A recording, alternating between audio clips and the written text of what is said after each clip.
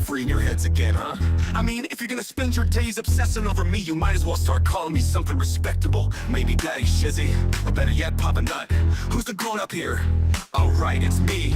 Let's go. Call me Daddy, yeah, that's who I am. Running your mind's like a master plan. Papa Nut, Shizzy Daddy, take your pick. I'm rolling in your thoughts while you still act sick. Call me Daddy, it's what you mean. Why you chase the crunch and I take the lead? Living rent-free, that's my name. Go ahead, say it, put some respect on your name. And I'm too old, well here's a surprise. I'm the one with the brains while you're stuck with the lies. You act like you're experts, but here's the reality. I'm the one controlling your mental reality. So while you're out there trying to throw shade, I'm sipping coffee and you're feeling betrayed. You're mad, I got the spotlight, now it's my time. So why not call me Daddy or Papa with a rhyme? I'm the landlord and you're just the tenants, stuck in your headspace with no insight, no repentance.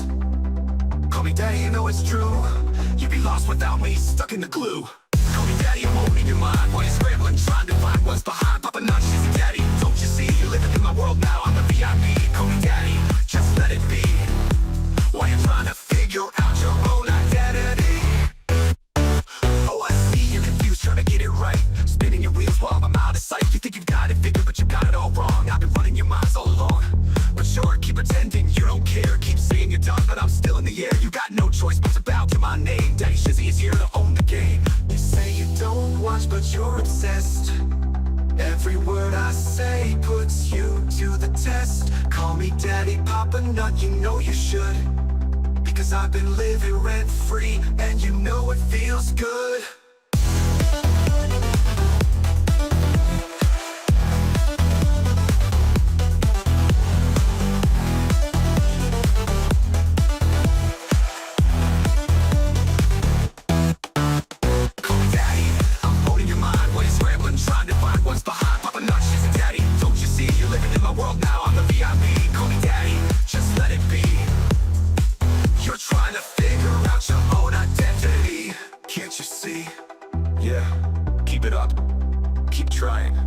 Stuck with Daddy for life.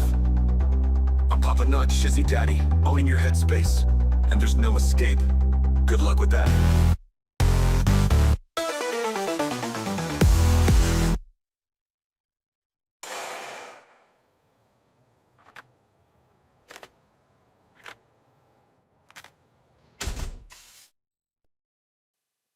Oh, yeah. Yes, I am back. I'm back with my bells on. Bells and whistles. Good to see you. Hey. Whoa, wow. Chat's going crazy. Good to see all of you fine folks out there tonight. Yes, I had a wonderful, wonderful weekend. I was just chilling. Well, chilling is, I guess, putting it bluntly. It was pretty damn cold. Yeah, I don't think I took a jacket off the whole time. Hey, how you doing, Louise? Good to see you. Yes, I did. I did treat my wife a few times over the weekend. We had a great time, and thank you for. It's good to be back. Man, I had to listen to stuff on the way home because I was like, man, the craziness going on out there is just like absolutely hilarious. I looked back and I was like, what the hell? You telling me that they deleted a whole stream except for 43 seconds of the worst part that they could possibly record? Good job. They're idiots. Oh my gosh. Hello, Debbie Burns. Good to see you. Leanna Friend, good to see you. Yeah. Iron Rabbit, good to see you. Oh my gosh. Iron Rabbit is my longtime mod, and she will always be a mod here. It is so good to see Iron Rabbit. Iron Rabbit is the bomb. In case you guys don't know, she is just an absolute sweetheart, and if anybody ever started stuff with Iron Rabbit, she would have you removed immediately. She's awesome. Hey, Twaddle Bum, good to see you, man. No, it's been a crazy past few days. I mean, I leave Thursday and the shenanigans just explode. Like I was like listening to half the stuff coming in and going, are these people complete idiots? Yes. The answer is yes, they are complete idiots, and they tend to make that happen quite a bit. Hey, how you doing, Rogue Pilot? Good to see you. Mr. Landfill, I hope that everyone is good. I hope that everyone had a good, safe weekend. I know that I did. Not sure. Hope you and your wife. We did. We did. Cheers. We did. So we went to South Carolina and wandered around South Carolina for a little bit and just had a wonderful time. Had some good food, some good drinks, some good desserts. Good times were had, and it was quite enjoyable. It was a anniversary birthday kind of thing because we missed both of them. She was not my type wife. Yes, no. The wife and I we had a really good time. Oh my gosh, Frankie, thank you so much for that. That's awesome. Frankie gifted 5 memberships, and all of those went out to Don Emery and Dear Reynolds. Uh, D Reynolds. D Reynolds got one. Melissa Stewart got one. Smart as Vicky. I love it. And also T Dan got one. That's wonderful. And yes, I guess I should probably open that thing up. I haven't, the streaming, I hadn't done it in a little while, so maybe I'm sucking at it tonight. But I will get that pulled up because I believe I should still have the super tips up, and it is going strong. Yes, super tips is there, and I can't pin it from this, so it sucks so bad. But I still have super tips is up. If you want to do super tips, you get wonderful, wonderful things like all of these fine folks that have done anything. It's totally not photoshopped. Yep. See, we get those right there. Thank you, Marissa Marie. That was wonderful. And also Lily Smith. I'm confused. Was paint chips served or not? Did the judge say Jeremy needs to serve him again? Oh, no. Paint chips was served. We're going to be going over that document tonight because, yes, he was served. He was served hard. And Randy has filed something just today, which is basically slapping that thing down. Now, I find it really interesting that they'll read over those kinds of things, but they won't, they'll read over paint chips filing, which is, I don't know, just a ridiculous amount of it. We started reading over it. It was just a rinse and repeat of the same thing that he's been saying forever, the same garbage that he's been saying forever. And I was like, I can only do so much in one stream. And his filings are so rife with garbage, just absolute garbage, that it'll be interesting tomorrow to see what actually happens, what the judge has to say with it. Oh yeah, Jack, I did see that. I was listening to Jeremy earlier, and it looks like Shockett's tie is going up for Whatnot auction also. If you're interested in a piece of history, well, you can go get Randy Shockett's tie. That sounds like fun. That sounds like fun. Belitho won't come out of hibernation. No, I don't know. That's the thing, because as spring starts firing up, as people are starting to come out of their hibernation period, I have a feeling that he's going to have a lot to say. And honestly and truthfully, looking back at the way that Belitho has handled a lot of these things, I do believe. Well, thank you very much, Sleepwatcher. Well, you get some rest. That's absolutely fine. I have a feeling that the judge may still end up calling a hearing on this. That's what I would suspect that the judge will do. And yeah, Nick Rekieta wanted the tie. That is actually Randy's tie, and Nick Rekieta wants it. He was like, "Ooh, I like that tie. I want to get that tie." So it's gone up for auction. Can watch for a bit. You do the replay. Oh, definitely. No, the auctioning, I'm sure, is going to be really, really, really good. If you're wanting to get a piece of history, you can do the same thing that the wonderful people did for the banana, that they did for the hamster, the panty hamster, we like to call it, and also did for the helmet. Everybody jumped in there. They were interested in these pieces, and they were so happy to get them. And Snowflower, thank you so much. And I cannot wait to see how that got all put together. Yeah, yeah, that's what I meant. I figured you did. I figured you did. Yeah, he's and you know, Nick is good people. I mean, he's made some mistakes, very much so. Made some pretty bad mistakes in his life. But I will tell you that he's been pretty solid as far as, you know, well, yeah, screwed up here, and this is where I'm trying to better myself. So, you know, you give a little bit of grace with that. Ah, yes, it is good to be back. It really is. It really is good to be back. The money goes to legal fees. Yes, it does. Yeah.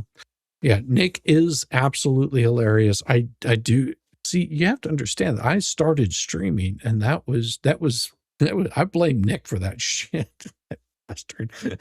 No, there was a few things that struck me whenever I was listening to Nick during Rittenhouse, during Johnny Depp, all of that stuff. It struck a chord with me, and I wasn't the only one that started actually being interested in doing the YouTube at that point in time.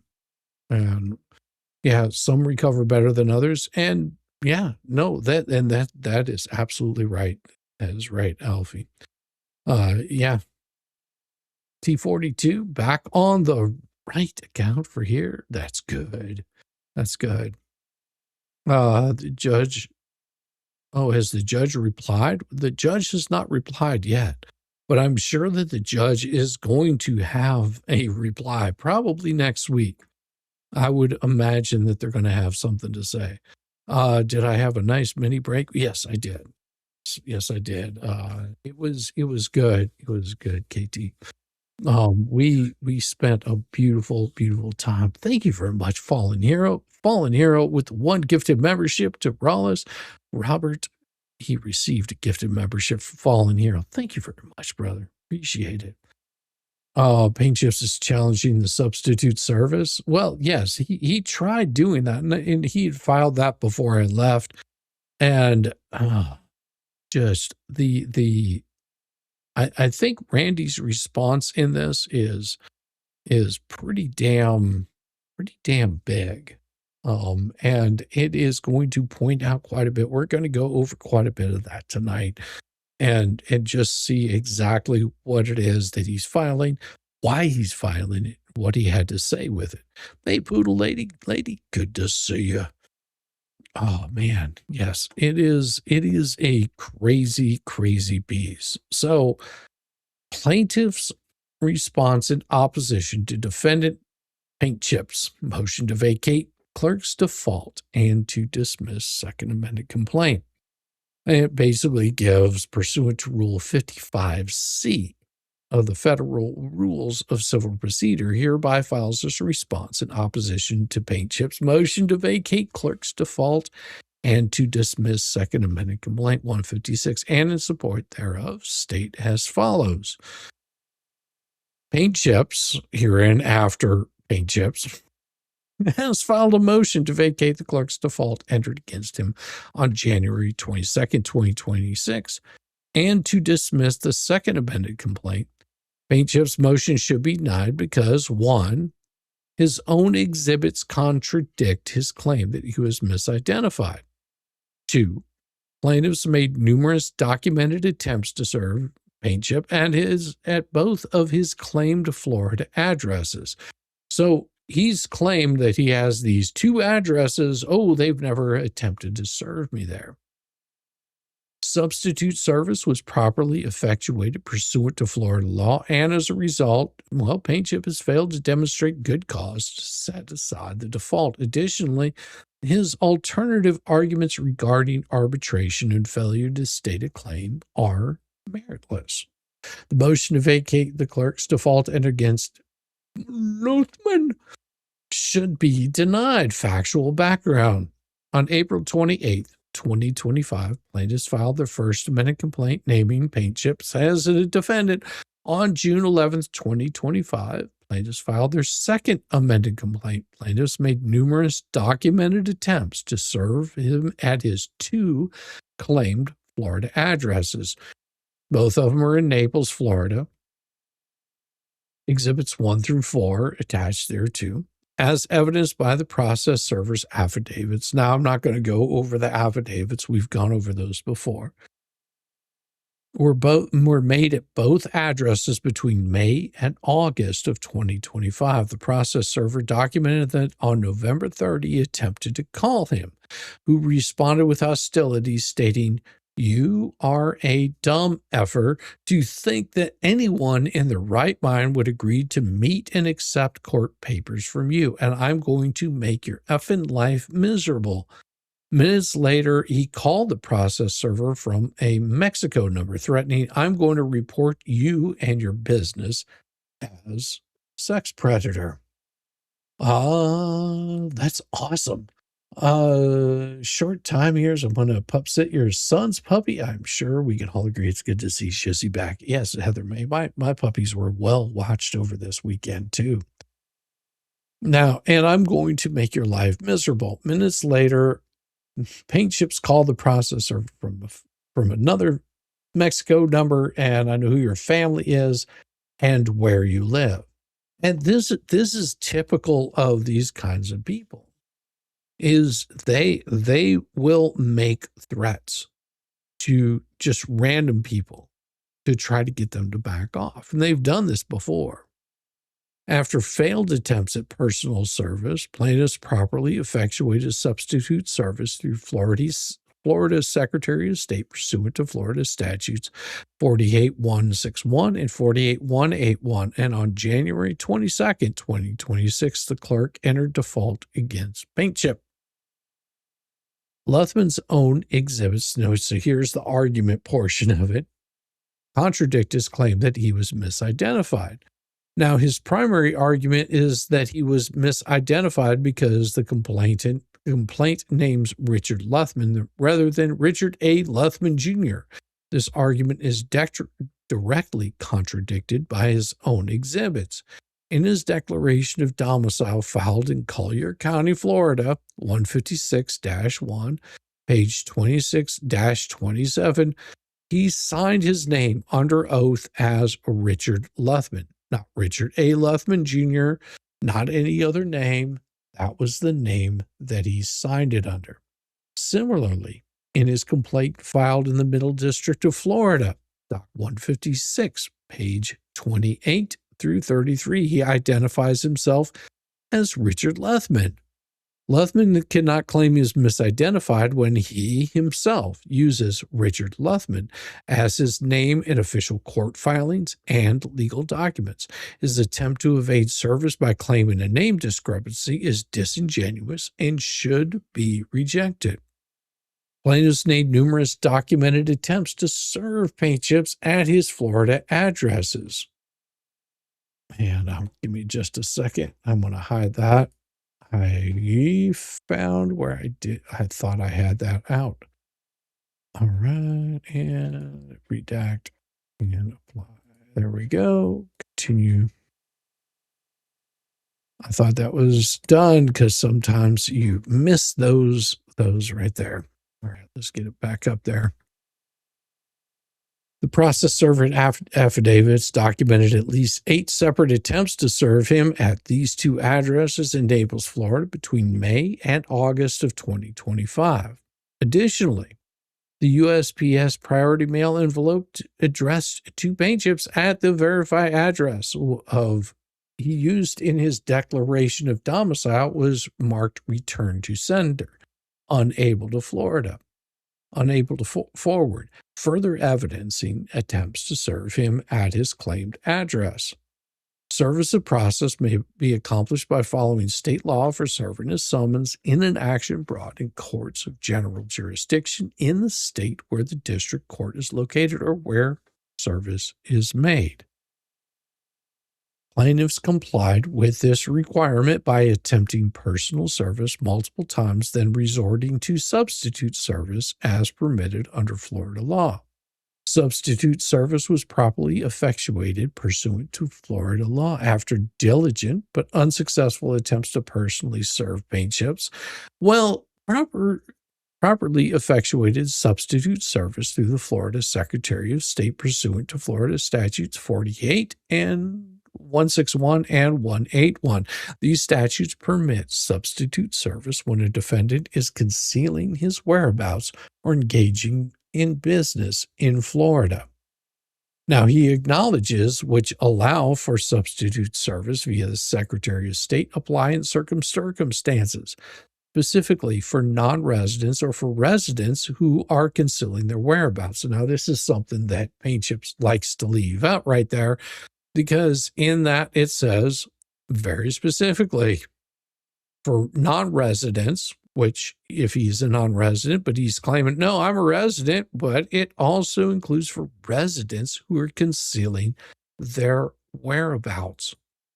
Therefore, it is immaterial whether he is a resident or a non-resident. Rather, the issue is that he has been concealing his whereabouts, actively evading service of process. Under Florida law, a person has the legal obligation to accept service when service is attempted reasonably. This rule means that a person within the jurisdiction has an obligation to accept service of process when service is attempted reasonably. The court will not require a plaintiff to expend limitless resources in order to effect service upon a defendant who has actual notice of a suit and who intentionally evades service. You can find that in Lancaster v. Bottle Club, LLC. And the record clearly demonstrates that Stupid was actively evading service. His hostile and threatening response to the process server's call on November 3rd, 2025 is compelling evidence of his intent to avoid service. Moreover, he has made public videos taunting defendants with that evasiveness, such as this, saying that the word on the street is that paint chip vanished somewhere in the snow. Good luck sending your Florida process server into a blizzard, big guy. Even the outlaw bikers running his security laugh. Germ, nah, we don't do cartoons. And Germ claims he's closing in on paint chip. Meanwhile, the only tracks in the snow are from biker boots and wolves. Your process server turned back after hearing one Harley start. And then, of course, more of his stupidity. He says, Luthman sat in front of a federal judge in Fort Myers. You couldn't find him? Really? Bailiffs, clerks, and judges saw a paint chip. You nowhere. What will because you can't serve someone in the courthouse. You can serve them outside the courthouse, but I hear he runs like a little bitch. October 3rd, 2025, your process server was smart enough to come get me in Naples. He could have found me at the Grouper and Chips place down here, so I'm going to go in there. I'm going to get lunch in the Grouper and Chips place because it's one of the best, but you're not going to come here because you, sir, are an alligator puffer and you are a closeted homosexual. You're an elder abuser and a paid agitator. You continue to be the things, and the court of law will know all about it very soon. Have a good day. Bonnie Fleming, I appreciate that for the $5 super chat. Got to get up early for work, but love to hear my favorite song. Welcome to the shit show, please. Well, you've got it. Welcome to the shit show. Every single day. A new flavor of fuckery. Cause everybody's such, you see, and they're dumber than a bag of clots. Monday, bullshit. Tuesday, bullshit. Wednesday, and then 4 more days of increasingly stupid, ridiculous, ignorant, boulder, dash, poppycock, bollocks, and fuckery. Yeah, we're all over again.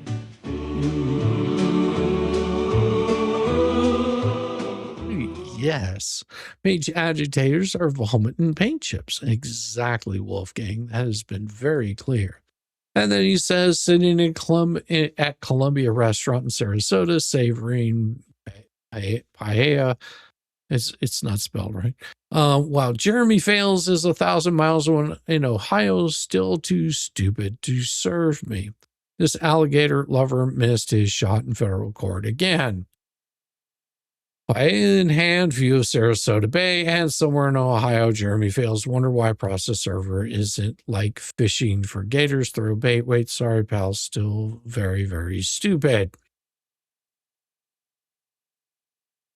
And then, of course, even more. You guys are avoiding serving me because Hales fears Luthman. So if I don't hear from you, happy Thanksgiving Day, and then you'll be what they call so out of luck. Have a good one. And of course, hey, Jeremy, I got my breakfast at Brooklyn Dough in Naples, Florida. I got some great bagels. I got a bagel with bacon, egg, and cheese. I got another one for later with pastrami. It's going to be so good, pastrami and eggs. And I just wanted to let you know that today it is a proof of fact that you, sir, are a paid agitator, a sick elder abuser, a sick alligator effer. And now we can formally say new things about you because of litigation privilege. That's not how litigation privilege works. We can say that you're a closeted homosexual. That is the new one we're going to go after for the time being. So alligator effer, elder abuser, and closeted homosexual. Those are good terms for you. Have a nice day. And you have to understand that this is the kind of behavior that they have. So whenever you have this moron, which that's the best way of putting it, when you have this moron and people sitting there going, oh, well, I just lost, 5 pounds. I'll eat that tonight, but don't worry about it. I'm down to 375 pounds. But yeah, they were so wonderful and they're so smart. And it's the same no, it's not the same kind of lawsuit. I looked into that lawsuit, and you, sir, would be absolutely wrong because you would be here's the thing about this lawsuit that these people are going to start bringing up, and they're going to start saying, oh, it's so much like that. This guy makes so much. No, you have to understand that in that lawsuit, there was somebody that came onto stream with them. They made some defamatory comments, but they went after the person whose stream that they were on. Unlike you dipshits, which go on your own stream, say defamatory comments, and continue perpetrating a lie maliciously, you are the person that lost. And you will probably be the person that loses yet again. It is amazing. It is amazing to me that these fools keep doing the same dumb shit over and over again, coming on, saying lies, perpetrating untruths, and then they say, well, we're the good guys. How are you the good guys whenever you're the one ruining someone's business? Idiots. I'm in Sarasota at Yoder's picking up pies for Thanksgiving. I'm going to have a bunch of really good pies, apple pie, key lime pie, pumpkin pie. But I know one thing you're not going to have. You're not going to have, and more disgusting shit. We know all about this. Now you've had a bad run of things in the past few days. I think the courts are going to start getting wise to you, particularly the Dan Owens case. That's going to be a real problem for you. You did get lucky, though. The court said you have 40 more days to come by and hand me the papers in the case. I'm here now. Come hand me the papers. You know where I live. Well, no, they've already been by there. So there's no need whenever you're avoiding service. Under these circumstances, substitute service was entirely appropriate and effective. Now, paint chips willfully defaulted by displaying either an intentional or reckless disregard for the judicial proceedings. Under USCS federal rules of civil procedure, Rule 55C, a court may set aside an entry of default for good cause. The 11th Circuit considers three factors in determining whether good cause exists. 1, whether the default was culpable or willful, whether setting aside the default would prejudice the adversary, and 3, whether the defaulting party presents a meritorious defense, which he's done none of that. There's nothing in his defense that's been meritorious. What they mean is, has he provided a good defense? Now he could come back and say, well, I filed all this stuff, but none of his filings would survive on the merits. Moreover, if a party willfully defaults by displaying either an intentional or reckless disregard for the judicial proceedings, the court need make no other findings in denying relief. Rule 55C, Federal Rules of Civil Procedure, provides in relevant part that for good cause shown, the court may set aside an entry of default. Good cause is a mutable standard, varying from situation to situation. It's also a liberal one, but not so elastic as to be devoid of substance. We recognize that good cause is not susceptible to precise formula, but some general guidelines are commonly applied. Courts have considered whether the default was culpable or willful, whether setting it aside would prejudice the adversary, and whether the defaulting party presents a meritorious defense. We note, however, that these factors are not talismanic, and that courts have examined other factors, including whether the public interest was implicated, whether there was a significant financial loss to the defaulting party, which there was, and whether the defaulting party acted promptly to correct the default, which they did.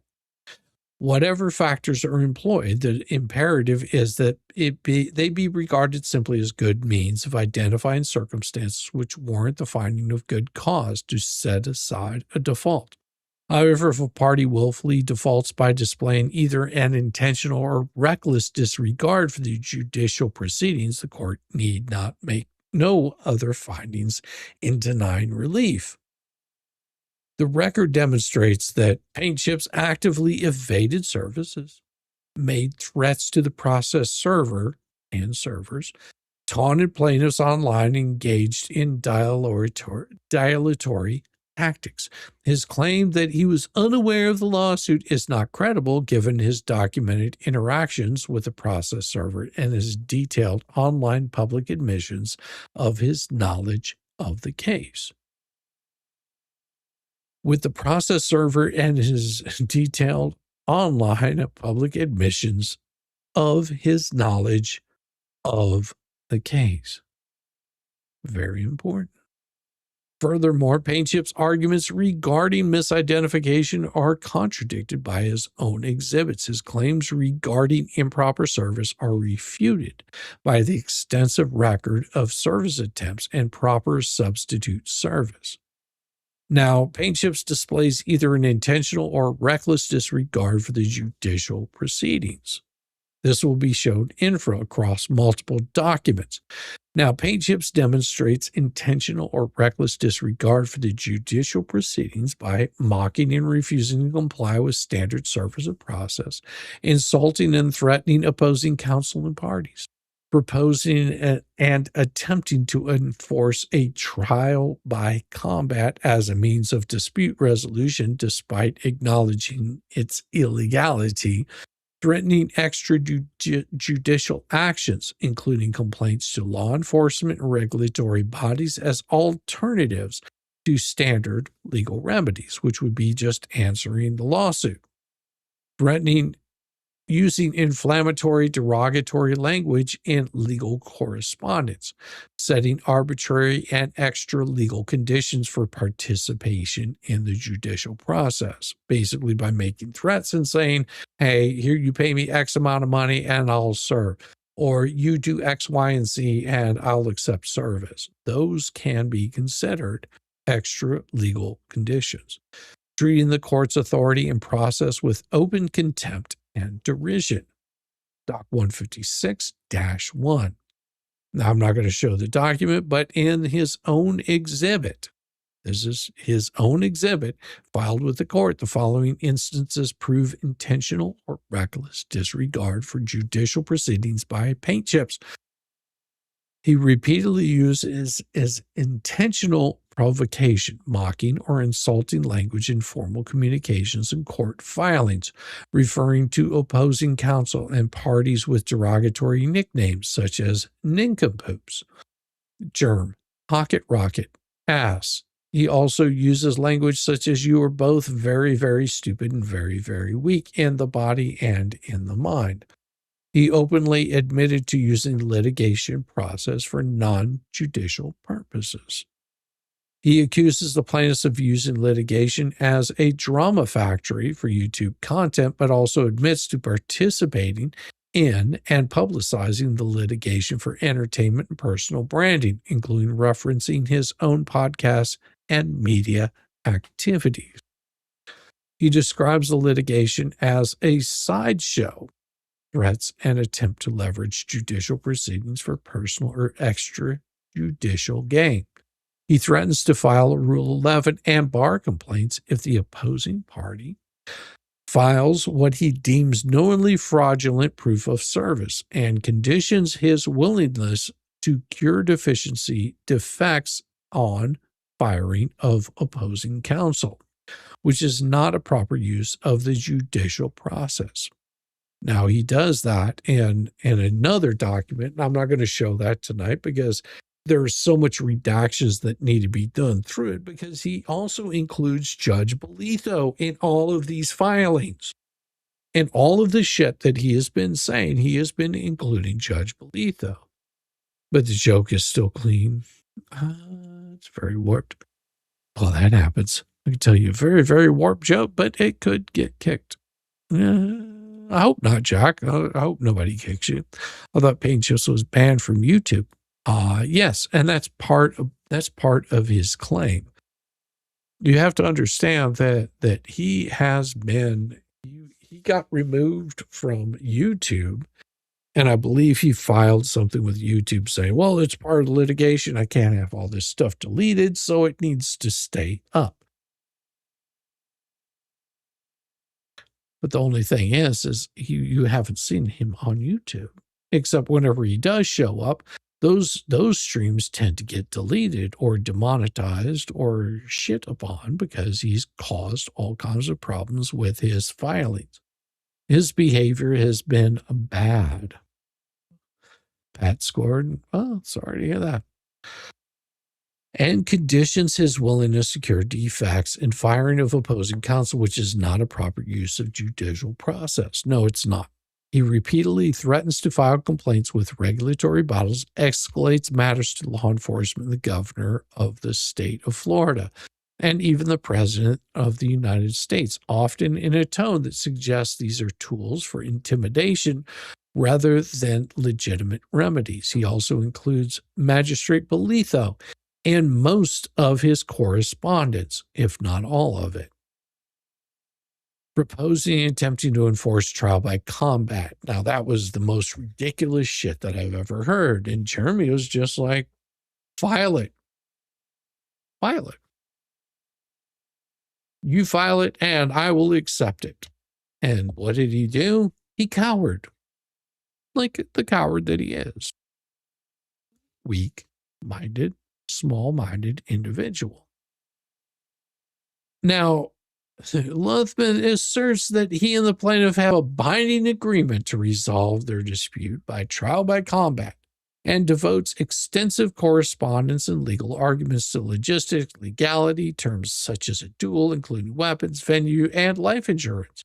He threatens to seek judicial sanction for a duel and frames this as a serious alternative to litigation, despite acknowledging that such conduct is illegal and not recognized by any U.S. jurisdiction. Disparagement and accusations against officers of the court. Paint Chips accuses opposing counsel of bad faith, drug abuse, and unethical conduct, attempting to impugn opposing counsel's credibility in the current proceedings. He refers to the process server as a miscreant and questions the veracity of their affidavits, often in a mocking or hostile tone, expressing open contempt for the court's authority and process. He repeatedly states he does not intend to avail himself of the court's jurisdiction, refuses to recognize the authority of the Northern District of Florida, and asserts that the court has no jurisdiction over him due to an alleged ADR agreement. He openly states that he will ignore further attempts at service as they are void ab initio and an affront to the FAA at page 87 and 2, that the court's orders are null and void due to his interpretation of the law and alleged ADR agreement. Use of judicial filings and communications for publicity and personal branding. Now, throughout this exhibit, Paintchip includes promotional material for his media ventures, podcasts, social media, legal correspondence, and filings, blurring the lines between legal advocacy and self-promotion. Disregard for procedural rules and judicial orders. He repeatedly asserts that he will not comply with service unless it is done exactly as he demands, and refuses to accept service at addresses where he is not physically present, or where someone inside refuses to answer the door, even after being notified of attempts.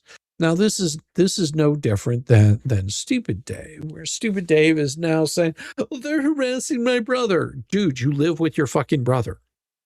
You've admitted online you live with your fucking brother. If they are serving you or have attempted to serve you, and because your brother happens to live there, that might be on you, dumbass. Might be on you. And if he's old enough, they can actually serve you through him. And that's why you're running and cowering, no different than Paintchips does, because as much as big talk as you like to have out there, you're nothing but big talk. Nothing but talking big, stuff your face full of whoppers, just slam those things in there because, you know, it's injuring my recovery. What recovery? What recovery? What? Because you ate too many whoppers last night? I don't understand. What kind of recovery would Paintchips possibly need? What kind of recovery does Fat Boy need? Stupid. What, over being stupid and talking shit, starting shit with somebody trying to ruin their damn business, and then all of a sudden you get called out about it. It's amazing how that works out. You know, if you could look at yourself and realize that you might be the problem for all of the issues that have been created, then maybe you wouldn't have been out there spreading the same shit around that everybody else was, trying to destroy somebody's business. And that's what you did. You went out trying to destroy someone's business. And to this day, you're still out there trying to destroy their business.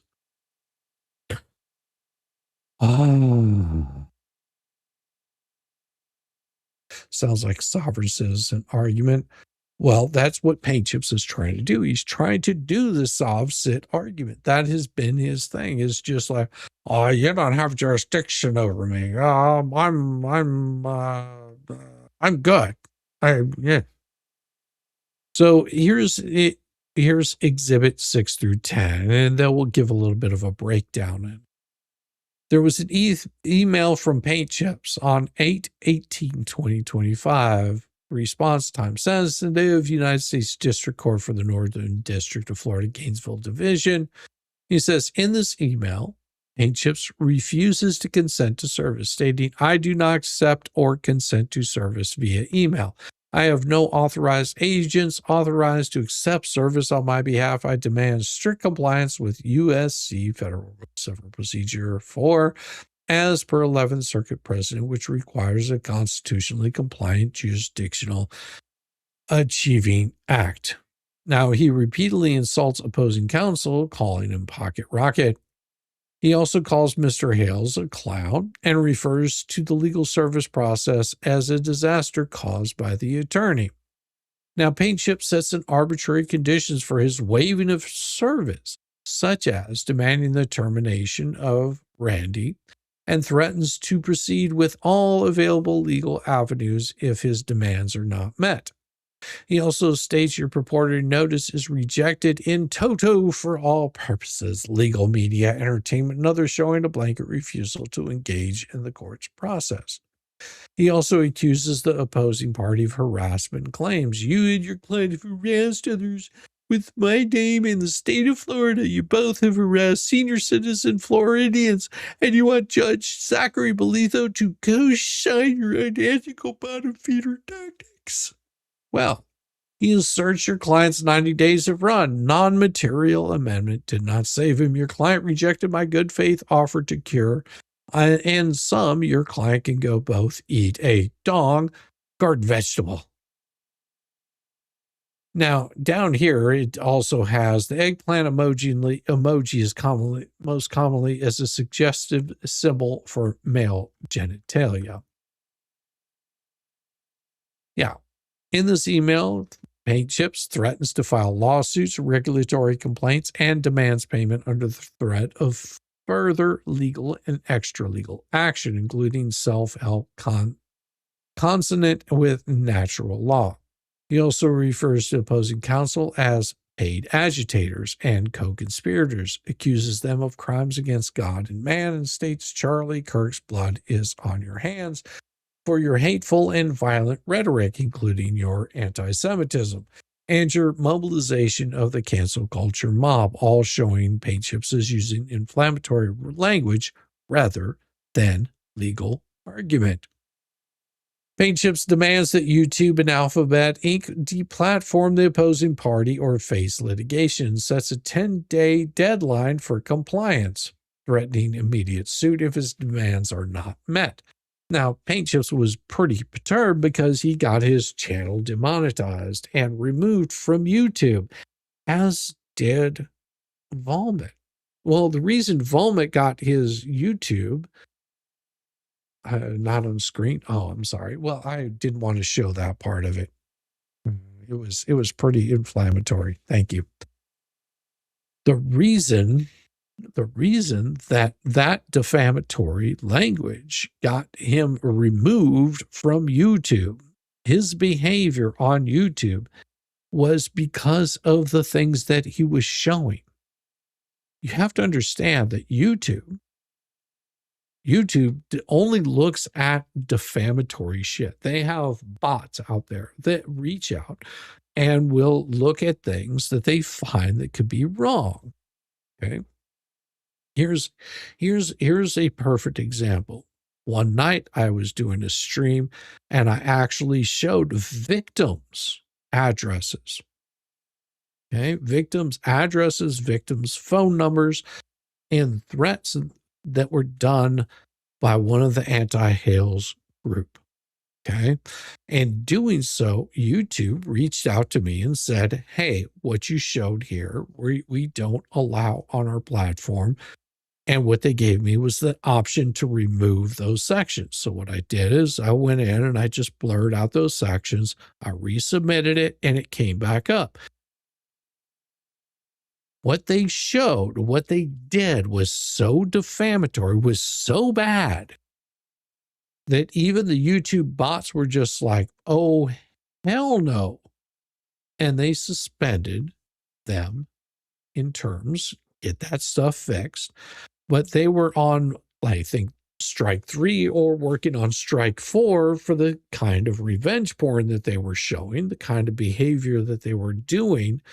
And it goes to show the bad behavior that these people are actually exhibiting. And even whenever the bots are going, yeah, that ain't right, that means that they did something seriously wrong, got them removed. How do I know this is because these idiots reached out to me and were just like, hey, Jesse, how do you feel that my channel got removed? That's not my problem. I try to keep my stuff pretty damn clean. I have a hard enough time making sure that what the crap that I'm covering because of the shit that you idiots file flows in compliance with the YouTube's terms of service, that I don't break those terms of service, which I'll have to go back and edit one of those addresses, although there's nobody that lives there and it's publicly available documents, but YouTube still may flag it.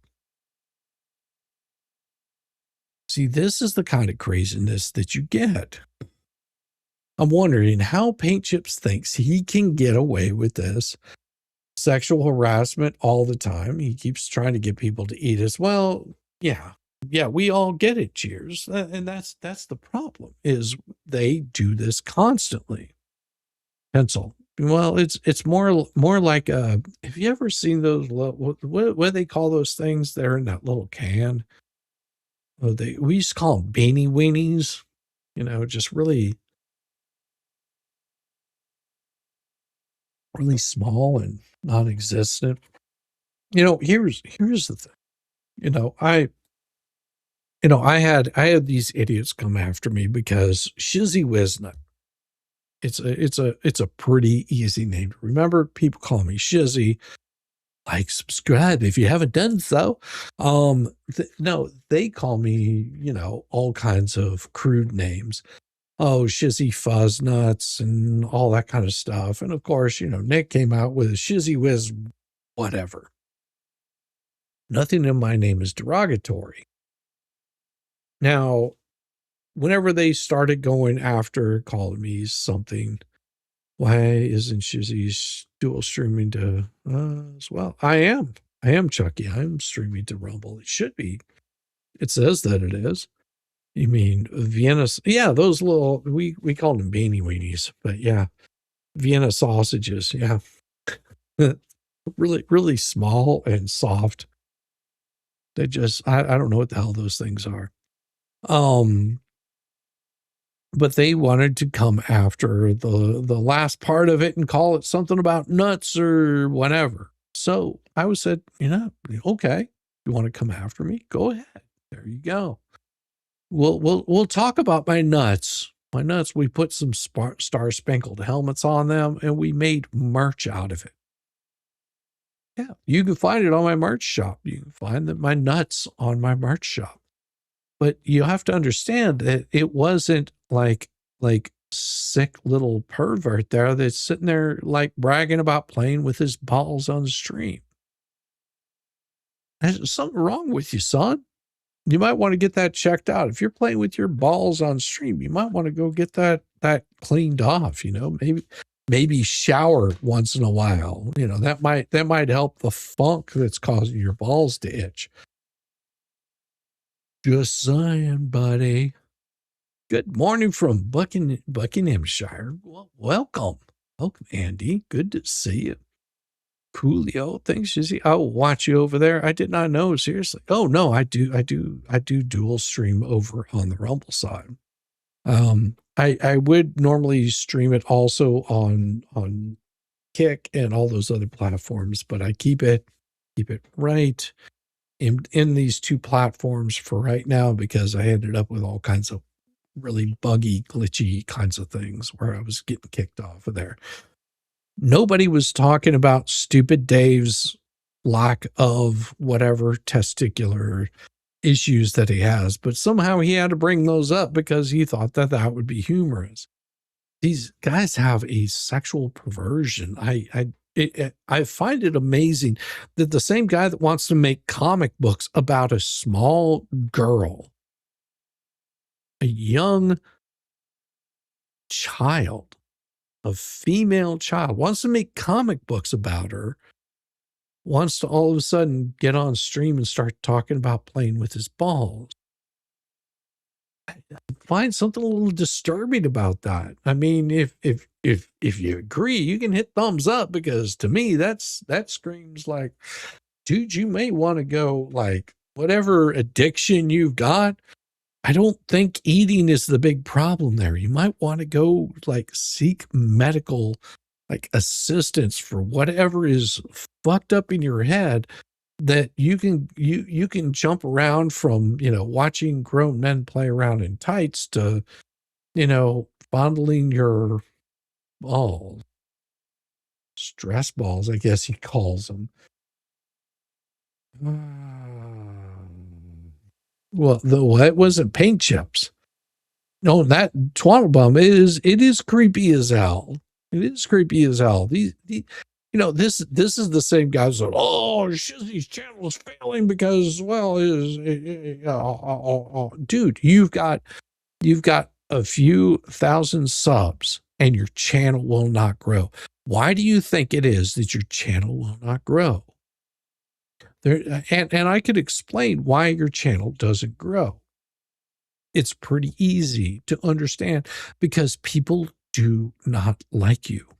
The only people that are watching you are the people that are going, what stupid shit is he going to say that's going to tank him even further into the dirt? I don't take advice from idiots that have no good advice because you've been doing it 15 years. That's what, 100 subs per year? And you want to tell me how to run my channel? Great. I'm all over it. I will follow your direction, sir. You are so smart. If you want to see a channel grow, put out content that people are interested in hearing. Entertain them. Give them entertainment. Give them a nice stream, a show. Have something more to offer than hate and spite. Do more than just sit on stream and hacking up a lung while you're coughing up, whatever cigarette or chicken skin got caught in your throat. Do more, do better. And here's the thing. You got people like what's her name?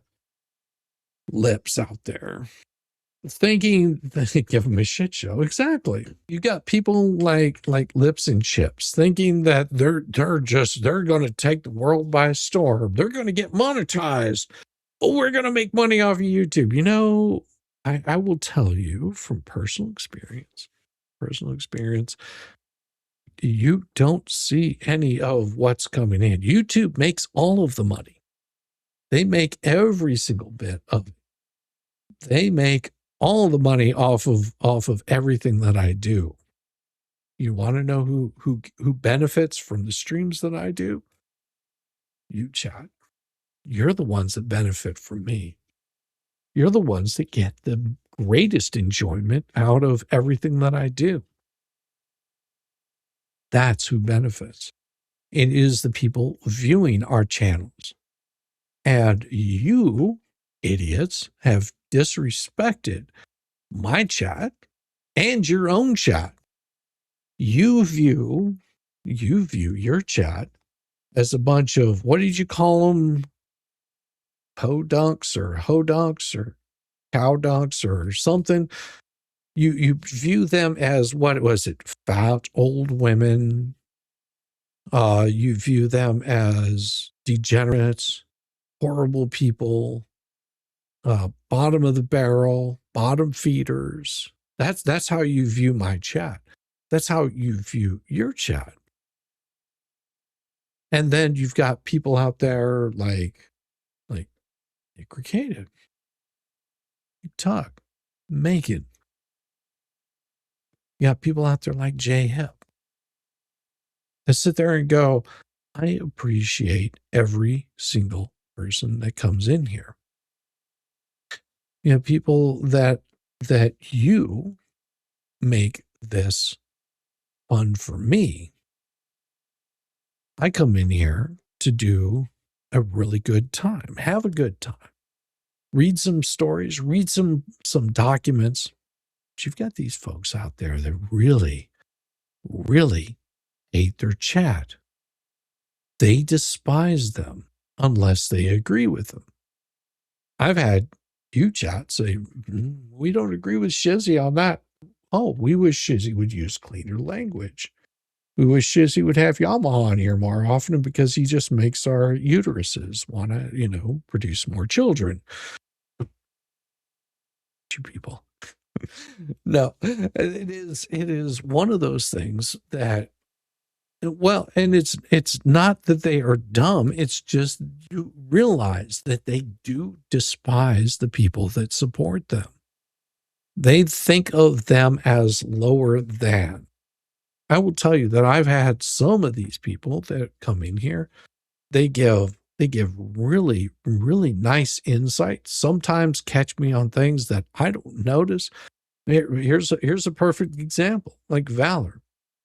Like Valor puts out some really great content. And he sits there and goes, hey, we might want to check this out. Hey, look what I finished up here, and I can't always do it. But these people really, really, really hate the people that are there supporting them. They think of them as less than. And that is no way to go through life. It's like, if you go back to some of my earliest streams, just having 5 people here, I appreciate just as much as I have having what we've got 382 of you wonderful people in here tonight. If we have 5 people in here, my stream does not change whether I have 5, 382, 500, 900, 1,000, 2,000. My stream is not going to change. I am going to do the same thing. These people hate, absolutely despise. They think of them less than. They expect you to throw money in their direction. And they don't realize that someone like Megan and Tug, they're just like, hey, if you want to support the channel, that's absolutely fine. And I want your ramen money. I don't want what's going to be feeding you. I'm looking for your Starbucks money. I am not looking for your ramen money, the food that's going to keep you fed. I want you to be able to eat, survive, and enjoy life. I don't expect the support. And you guys have supported this channel all the way up past 10,000 subs. It is so beautiful. And I mean, the support because I actually listened to Tug last night. Y'all are too funny. I listened to Tug last night, and man, the support that you guys threw out for Coop was glorious, because that guy is so chill. He's reading through the documents and he tells people exactly, hey, I don't understand X, Y, or Z. Yeah. Wolfgang, you guys are mean to Yamaha. You need to be nicer. I will beat you, Wolfgang. No, it is amazing that these folks don't understand the appreciation that you can have for your chat. And you can see that kind of appreciation that people showed for Coop. Same appreciation they show for Tug, for Megan, for JF. Although JF's a complete idiot, probably should have his tonsils tied to the back of Yamaha's pickup truck and probably yanked out of his melon. But I hope he is feeling better outside of that. Like, we enjoy chat. You guys are what make us keep doing this. And if there were 5 of you here, I would enjoy you just as much as I enjoy every single one of you here. But you can listen to Paint Chips, his disregard for chat. You can listen to Deuce, his disregard for people, unless they agree with him. You have to agree with them. I don't get it. I've removed people from my chat because they want to stir up chat. They want to start some shenanigans, and we don't tolerate that here. And my mods know that, and they promptly just give them a nice timeout, and they say, hey, maybe you just should chill out. We're all warped. Just Honestly, well, I've got a good humorous song for you guys tonight. One, Yamaha, he has a link. He knows how to get in here, but of course he's probably still picking the buckshot out of his ass. Rock salt. Rock salt. We'll just stick with rock salt. I told you not to come by, buddy, while I was gone. All right, let's get back into this.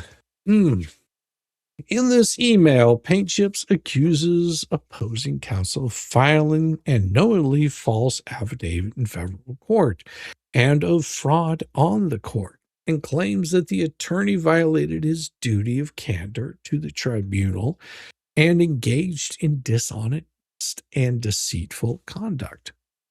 Now, Paint Chips escalates this matter by submitting complaints to the FBI and the Florida bar rather than addressing the alleged procedural issues through standard judicial channels. Paint Chips also stated that YouTube Legal and Judge Belitho are copied here too.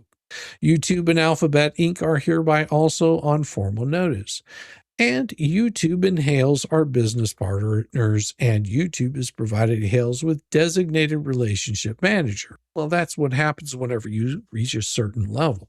Whenever you hit over, I think it's 100,000, they actually assign a designated person to handle questions that you might have and issues that might be going on. And that's the way YouTube works. I don't know. I'm a small fish. They don't hand me a designated relationship manager. I have Yamaha for my designated relationship manager, and usually it means that I'm going to get punched in the mouth at least once or twice. I told you. Now, the tone and content of Paint Chips suggests a willingness to bypass or undermine the court's authority by seeking external intervention, saying that, his goal is, I am going to report you to the FBI. Now, what Jeremy has done, and I don't know if he has or not, but from what I've heard and what other people have said, is they actually have reported criminal activity to the FBI. We're talking about criminal activity that they've committed, but they've turned that over to FBI, cyber crimes. If you don't believe me, well, you might want to just check in on Lips about her cyber crimes that have been reported to the FBI. Yeah. In this email, Paint Chip proposes resolving legal disputes through trial by combat, a method not recognized by any jurisdiction, and prepares a declaratory judgment action to seek court sanction for such a duel. Now, Paint Chips acknowledges that no jurisdiction, state or federal, within the United States permits a duel by prior agreement, and that consent to bodily harm or death. Please make bigger so we can see it. Well, you can do that. There we go. How's this? We will make it bigger. I will embiggen it. There we go. Bigger. There we go. Thank you, maybe not. I appreciate it. Always here to help.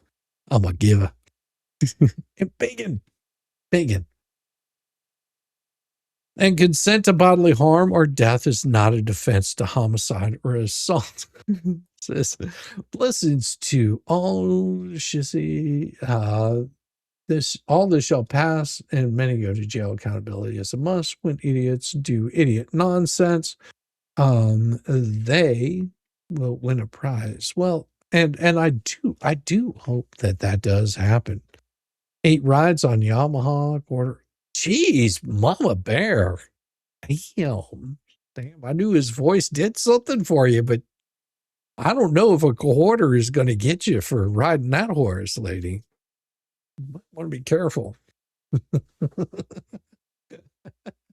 Okay, cool. That was wrong. Oh, you guys are bad. So bad. Shame on you. Lethman threatens to enforce the agreement by way of a duel unless the opposing party publicly withdraws the offer in a humiliating manner, ending with, do this not, and you will face me, mano a mano, and ultimate your final demise into the pits of hell.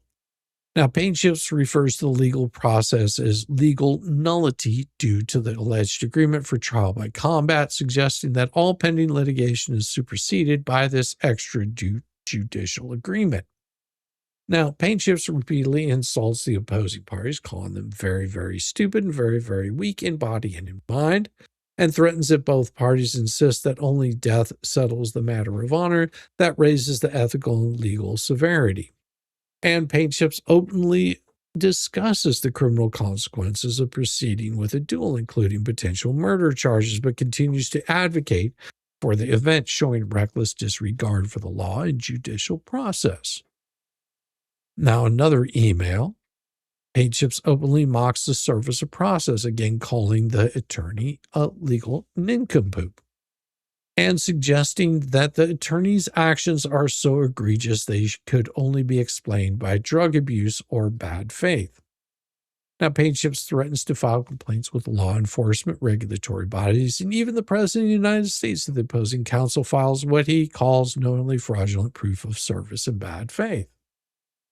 Paintships asserts that there has been no constitutionally compliant jurisdictional achieving event to trigger notice to me, and claims that service through Secretary of State is ineffective because he is not evading service and is available. He also questions the validity of the summons, asking which Richard Luthman, suggesting a willful refusal to acknowledge the court's process. He also states, "What are you sending me is wholly ineffective anyway, and you have failed to serve me with papers because of your own sloth and negligence, and because of your client's fear," indicating a dismissive attitude towards the service process. He also states, "The service is ineffective through the Secretary of State because I'm right here. I'm not avoiding service." As shown above, Paintships' acts undermine the integrity of judicial proceedings and demonstrate a willful, reckless disregard for the rule of law. Now, Paintships' actions collectively reflect a pattern of intentional or reckless disregard for the seriousness, decorum, and orderly process of judicial proceedings. Luthman's request for relief from default should be denied because Luthman willfully defaulted by displaying either an intentional or reckless disregard for the judicial proceedings. All of this means that Paintships' request for relief from default.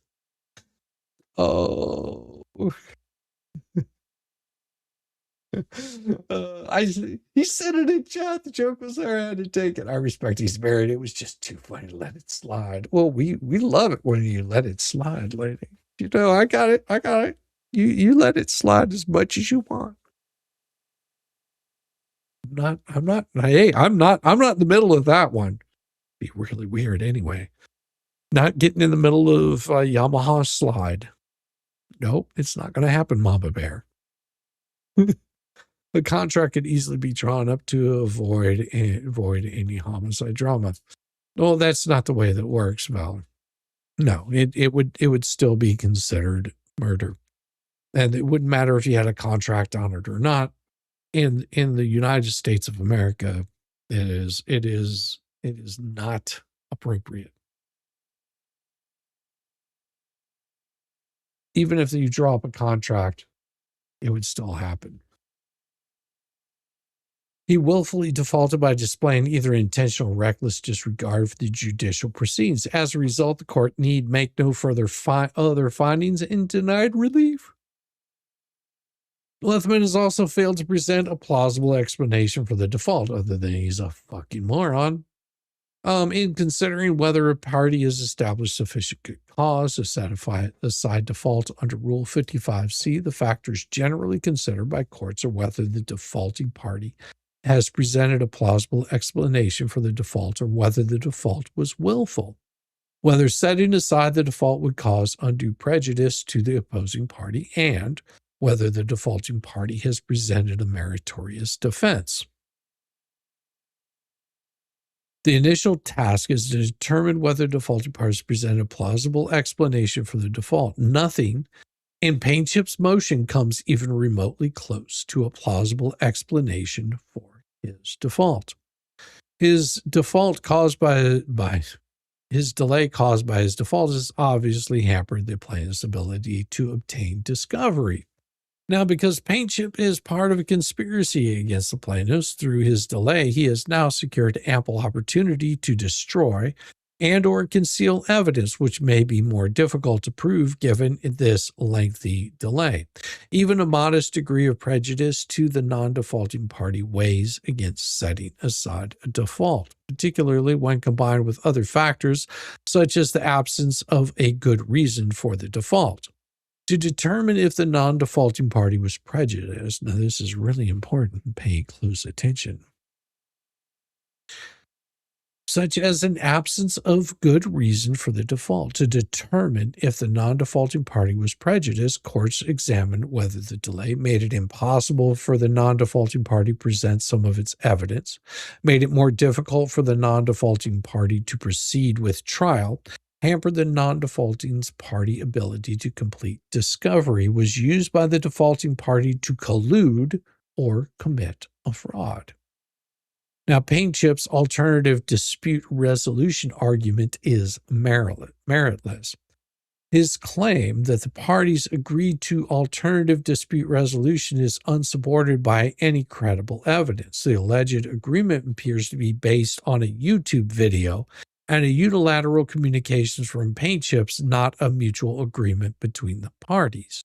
Moreover, Paintchip's characterization of this purported agreement as trial by combat demonstrates the frivolous nature of this argument.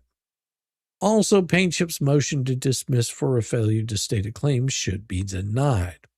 His argument that a Second Amendment complaint fails to state a claim is premature and procedurally improper.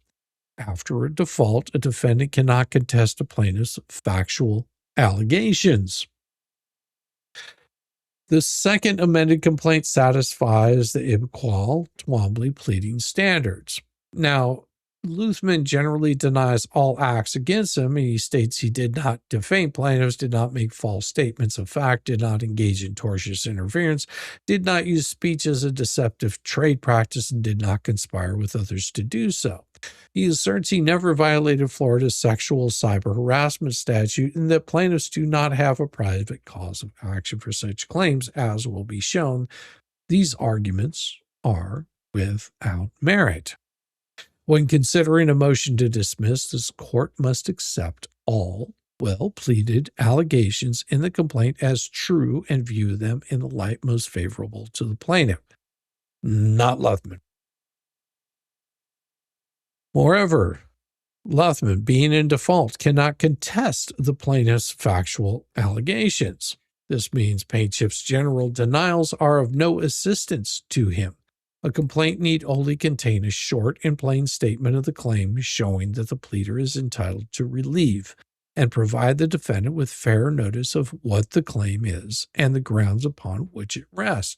A complaint should not be dismissed for failure to state a claim unless it appears beyond a doubt that the plaintiff can prove no set of facts in support of his claim which would entitle him to relief, as would be exemplified in the actual thumbnail case. Right? So now in the thumbnail case, it got to the point where they were just pleading just to be pleading. They were pleading, please pay attention to us, while saying, please ignore all the stupid shit that we're doing.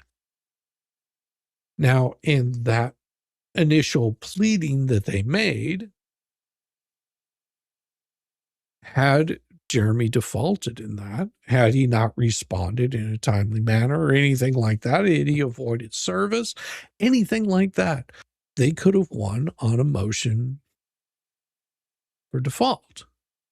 They could have defaulted out of that, which means that they would have won. You can't hear me? Can't hear me. That's not my problem. I think I'm pretty loud right now. I'm pretty sure it's you. It's not me. Sliding in somewhere? What? Oh, I hope so. Hope he's sliding in somewhere. Yamaha's the biggest player in the game. That's right. Dragon's Gravy. That's right. He is the biggest player in the game. That man is huge. Gigantic. I don't know, because I have to shoot him every time he comes around. He's trying to go out, chat, coming back in. So regretting the last glass of wine. Don't you dare. Don't you regret that last glass of wine. You should proudly embrace it. And a toast to you, my love.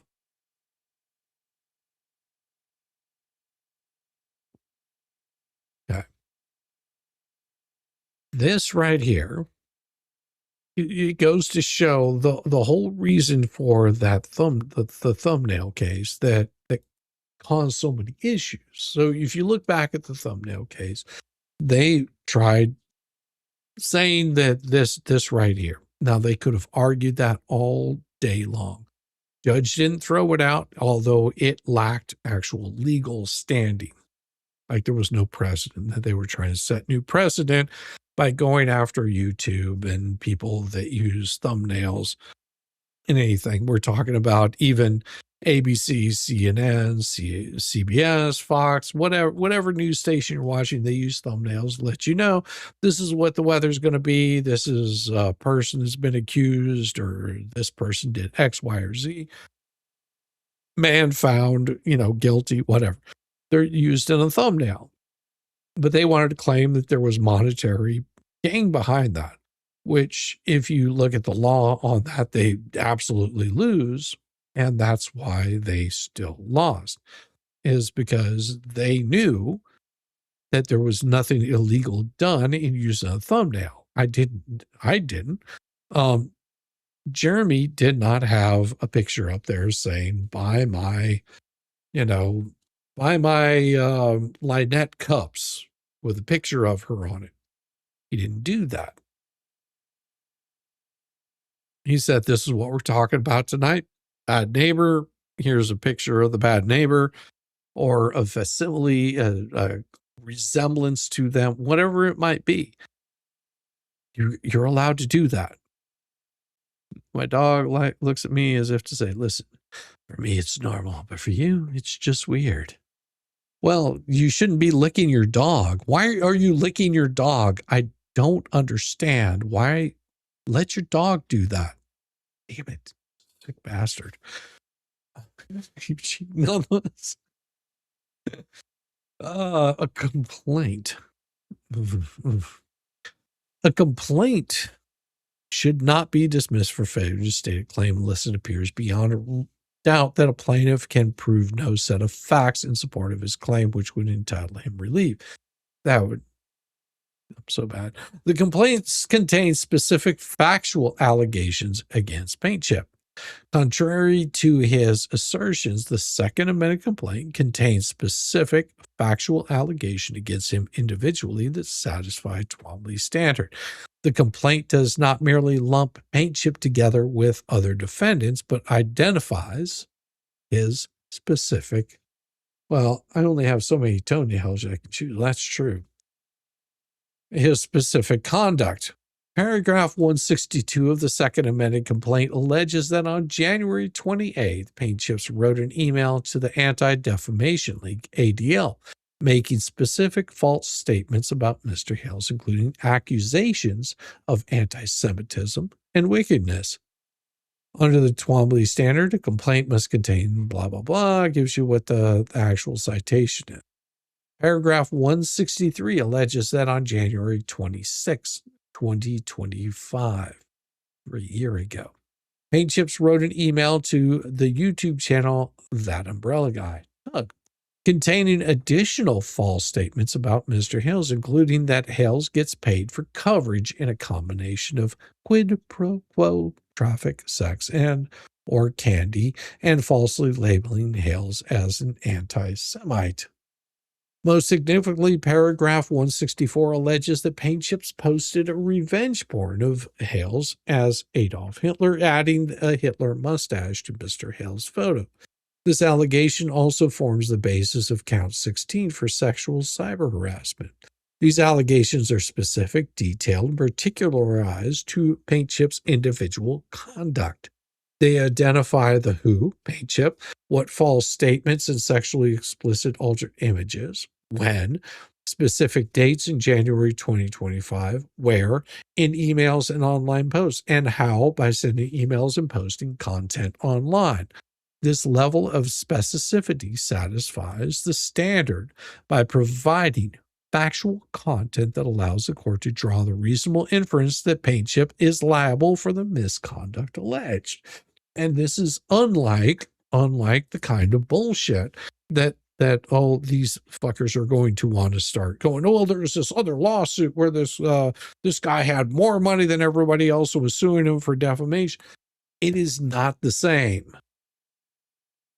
Okay? Because in that case, he went after the wrong person. In that case, they went after the wrong person, and they shouldn't have gone after that YouTuber. And that YouTuber had every right to say, this guy is a bad person, he's horrible, whatever it might be. But you have to be able to provide proof of this. And this is why we constantly show receipts here. We show what the court filings are, so that way these assholes can't come back and say, well, you didn't do what you were supposed to do. You didn't show everything that you were supposed to show. We show you everything that we have available that YouTube allows us to show, because there's certain things that they're just like, you ain't showing that. And they'll let you know about it in a damn heartbeat. That they will do. They will say, no, you cannot show that. I had it happen before. Where is I think we have something here. Just give me a second. I will find it here. Where? Here we go. Here we go.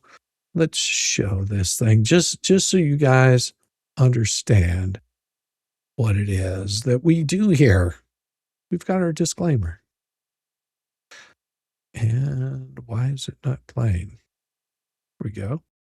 Everything shown on this stream is either publicly available material, content that was previously posted by the original source, or my own protected commentary and opinion. Any documents, screenshots, or excerpts are redacted and displayed in compliance with YouTube's community guidelines. This stream is for documentation, criticism, analysis, and public discussion. It is most explicitly not for harassment, not exploitation, and not arousal. I did not hack anything, intercept anything, steal anything, or sneak around like a raccoon in a dumpster. Everything here was lawfully obtained or sourced with consent. This is also not cyberstalking for the mental midgets out there, meaning repeated targeted behavior toward a specific person, and that would cause a reasonable person substantial emotional distress and serves no legitimate purpose. Commentary, criticism, documentation, and discussion of public material with a legitimate purpose do not meet that standard, no matter how pissed off it makes you. Being offended isn't a cause of action. Being uncomfortable isn't a crime. Making bad choices and then being shocked by the results is a personal journey, not a legal violation. Hurt feelings aren't illegal. Embarrassment isn't illegal. Consequences are not harassment. And your own behavior making you look bad because of your own choices is tragically 100% legal. Deal with it. Hey, don't know the difference between a fact and an opinion, and you're already rage typing in all caps. This may not be the stream for you.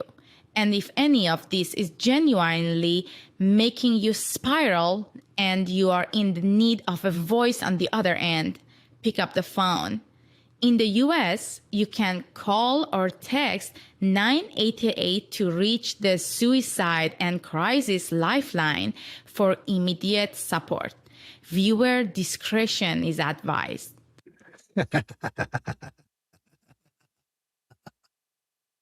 Oh, yeah, monkey butts. Good evening, Vicky. How are you doing? I hope you're having a wonderful one. Twaddlebaum, Dragon's Gravy, so true. I thought it was Lips Flaming Bag of Crap. Your family is from Cleveland, but you're from Oregon. Well, awesome. Congratulations. I think Lips will always get a TG flaming back. Probably, Jack. Probably. The nursing homes have better football players than the Patriots. That could be true. That could be true. Yeah, I stay out of the sports ball arguments. Your 22-year-old is leaving the nest. Oh, congratulations. He bought it and gave up. I'm trying to salvage the mess. Well, I hope that he's able to do good. Wow, Yamaha's date? Well, only on days that end in E. All right, let's get back to this. So his characterization, the Second Amendment complaint as a shotgun pleading, basically this 11th Circuit has identified several types of shotgun pleadings, including those that fail to connect specific facts or claims to particular defendants. The Second Amendment complaint avoids these pitfalls by organizing allegations into numbered paragraphs as required by Rule 10b of the Federal Civil Procedure, specifically identifying his conduct in paragraphs 162 through 164. Very important. It's not that they don't go out and say, they don't lump them together. They didn't do what Chips did. Don't know what happened. We'll fix that. Weird. Clearly stating the legal basis for each count against Paint Chip. Count 15 for civil conspiracy and count 16 for sexual cyber harassment, and connecting the factual allegations to the legal claims by incorporating only relevant paragraphs into each count. IKEA is too commonplace, poor quality compared to what I personally helped build and install. That's right.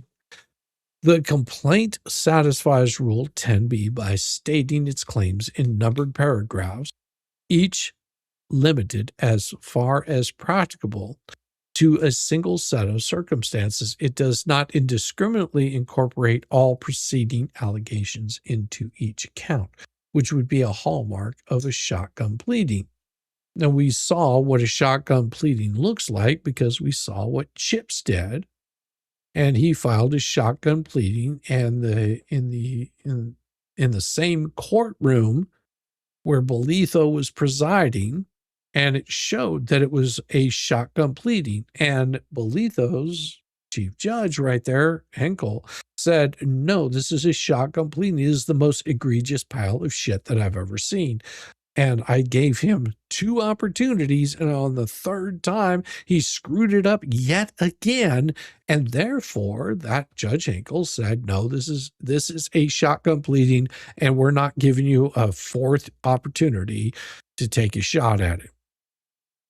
Count 15 properly states a claim for civil conspiracy. To state a cause of action for civil conspiracy under Florida law, if a plaintiff must plead 1, an agreement between 2 or more parties, which they've done; 2, to do an unlawful act or a lawful act by unlawful means; and 3, the execution of some overt act in pursuance of the conspiracy; and 4, damage to the plaintiffs as a result of said acts. And there's a whole bunch of letters and numbers and court pleadings that goes through.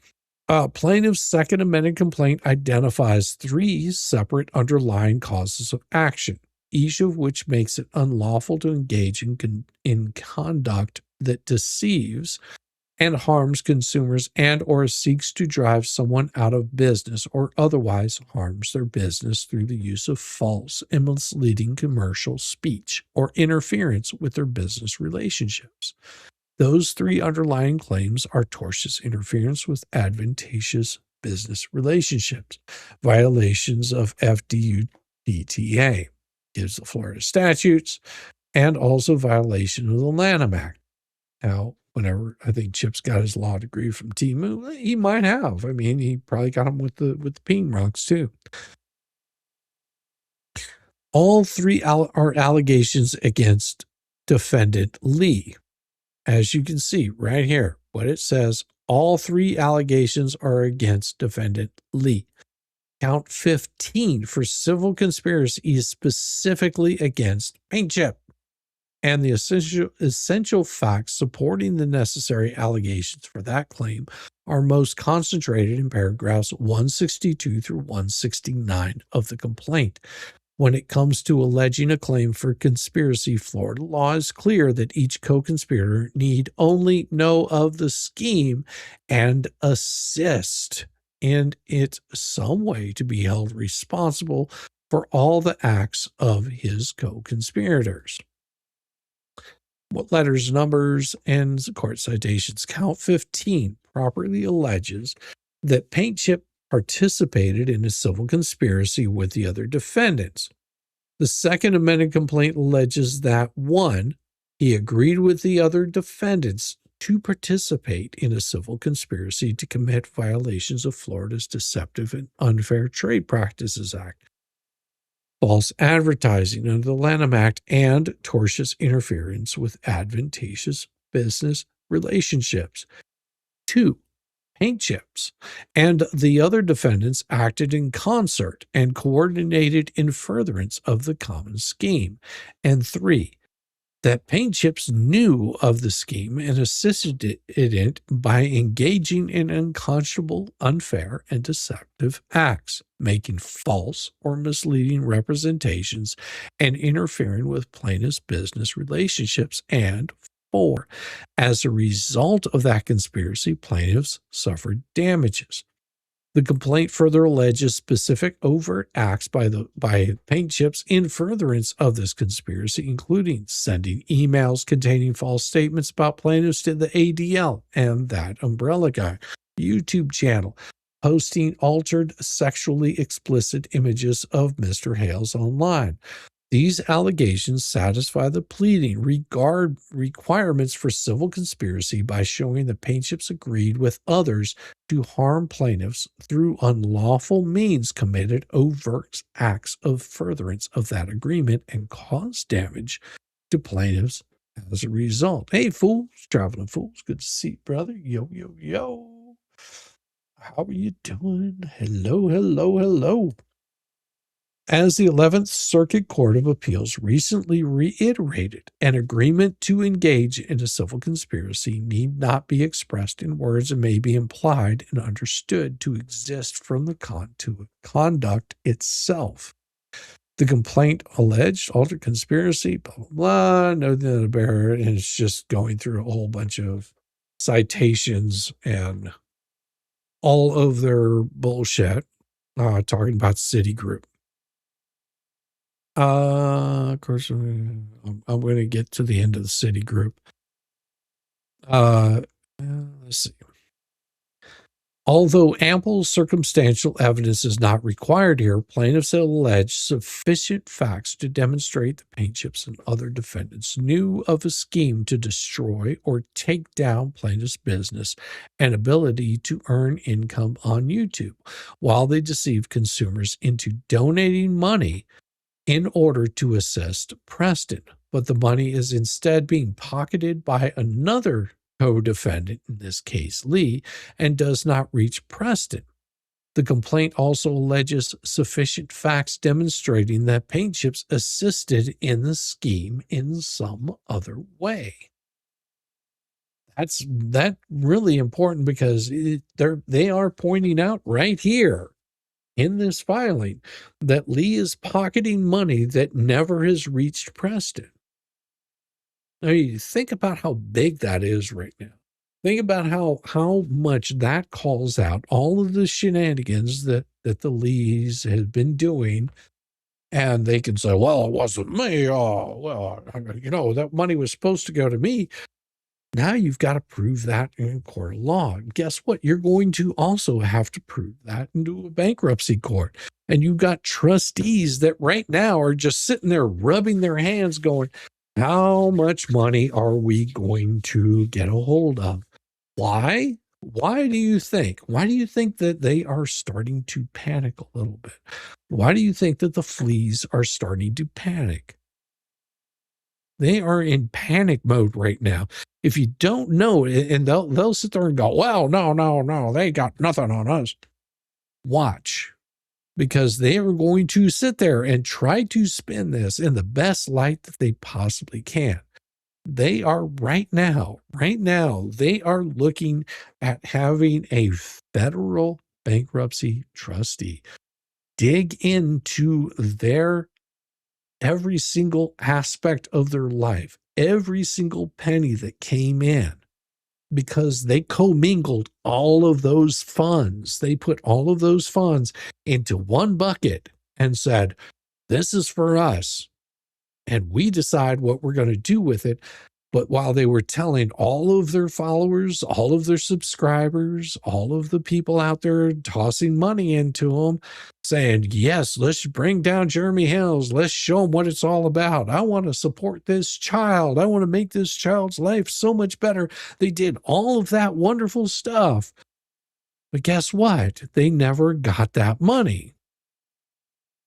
Lynette's own words. They never received the money. It doesn't matter what they do with it now. What it matters is what they did with it then. All of that money that they're sitting there claiming, oh, well, we've got receipts for it. Really, do you really actually believe that those that cannot figure out how to delete the defamatory shit off their stream, that they only made a 43-second clip that contained all of the bad information that they were trying to clip out of there, that they are capable, that they are actually capable of setting up the proper way of doing a fundraiser? Do you think that the 501c3 is going to protect them?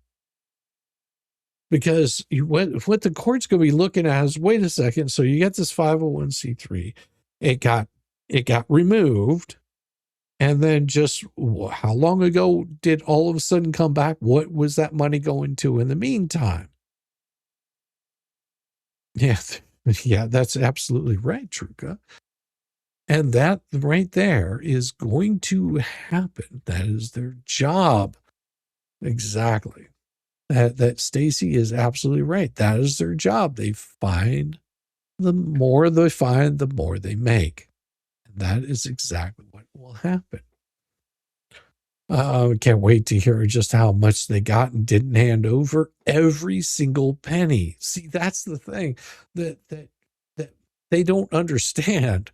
See, Inspire, here's where they screwed up. Here's where they screwed up. They created PayPal accounts. They created all these little funding, Venmos, all that shit that they created. All of those little bundles that they created. Every time that they were saying, well, this is going to Lynette, this is going to this is going to Lynette, this is going to the barn, this is going to the staircase, this is going to the fence, this is going for X, Y, or Z. They bundled it all into one bank account. And them bundling all that shit into one bank account, they didn't separate it out and say, this is tagged for X, Y, or Z. All of that money gets called into question. Every single penny, even if it was meant for them, all of that money gets bundled into it. It would be them that have to go and prove that that money was not sent for that purpose, which means they had to keep records of what they received for themselves personally. And they can't say everything that we received was for ourselves personally whenever they have video proof of them raising money for the barn dominium, for the fence. All of that gets pulled into the bankruptcy documents. And because Lynette didn't dictate how much that was, she is on the hook for all that shit. So think about this. We know that they raised over $100,000.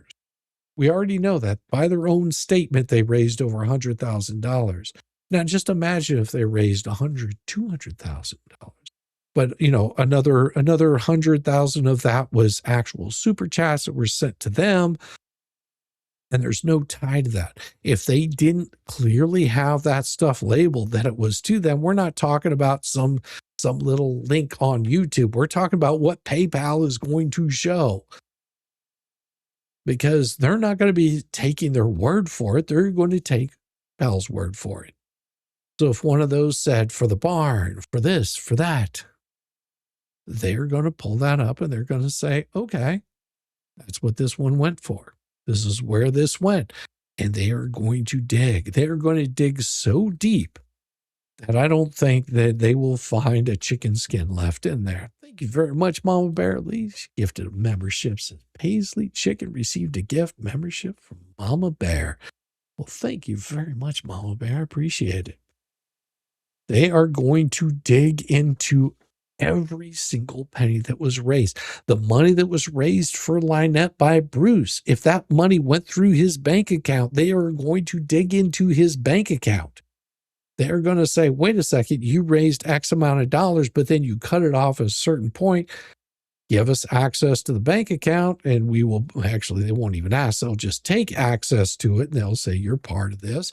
And they're going to pull every single penny that came into them. And if any of that money ties back to money that came from the fleas or anywhere else, they are going to pick apart every single bit of it and figure out how much money was raised, where the money went to, where it was spent, who has receipts on this. And if Deuce comes back and says, well, this was for fees that needed to be paid, you know what they're going to say? No, because you were a pro bono attorney. Unless you've got a document that shows that they're supposed to be paying for this. This was money that the fleas paid you out of something that didn't belong to you. And they're going to dig into his shit. How much money do you think they're going to dig out of paint chips and Volmet? How much money do you think that they raised over this? They're going to dig into every single bit of it. They're going to dig into the Lees because they were considered a paid PR team. They're going to dig into Bubbles because he was a paid attorney. He was out there showing himself as being her legal representation. They're going to want to see proof of this. They're not going to ask for excuses. They're going to dig into them. Yes, forensic audits are ruthless. They are going to want to see where the money went, how much was raised, where it went. They can say, oh, well, we did this for the bench fund, but it's in the same bucket. What do we know about the bench? They don't know anything about a bench other than they were running a scheme.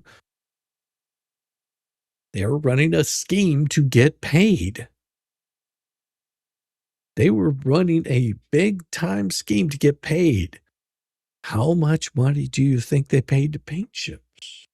How much money do you think they paid to lips and chips? How much money do you think was added to these people's coffers? They are going to be looking at how much money came out, where that money went to, what it was spent on. And then they're going to go after those people too. How much money did they send over to Ray? Ray is part of the scheme. So those little Venmos that they were doing, oh, we're going to DoorDash for Ray.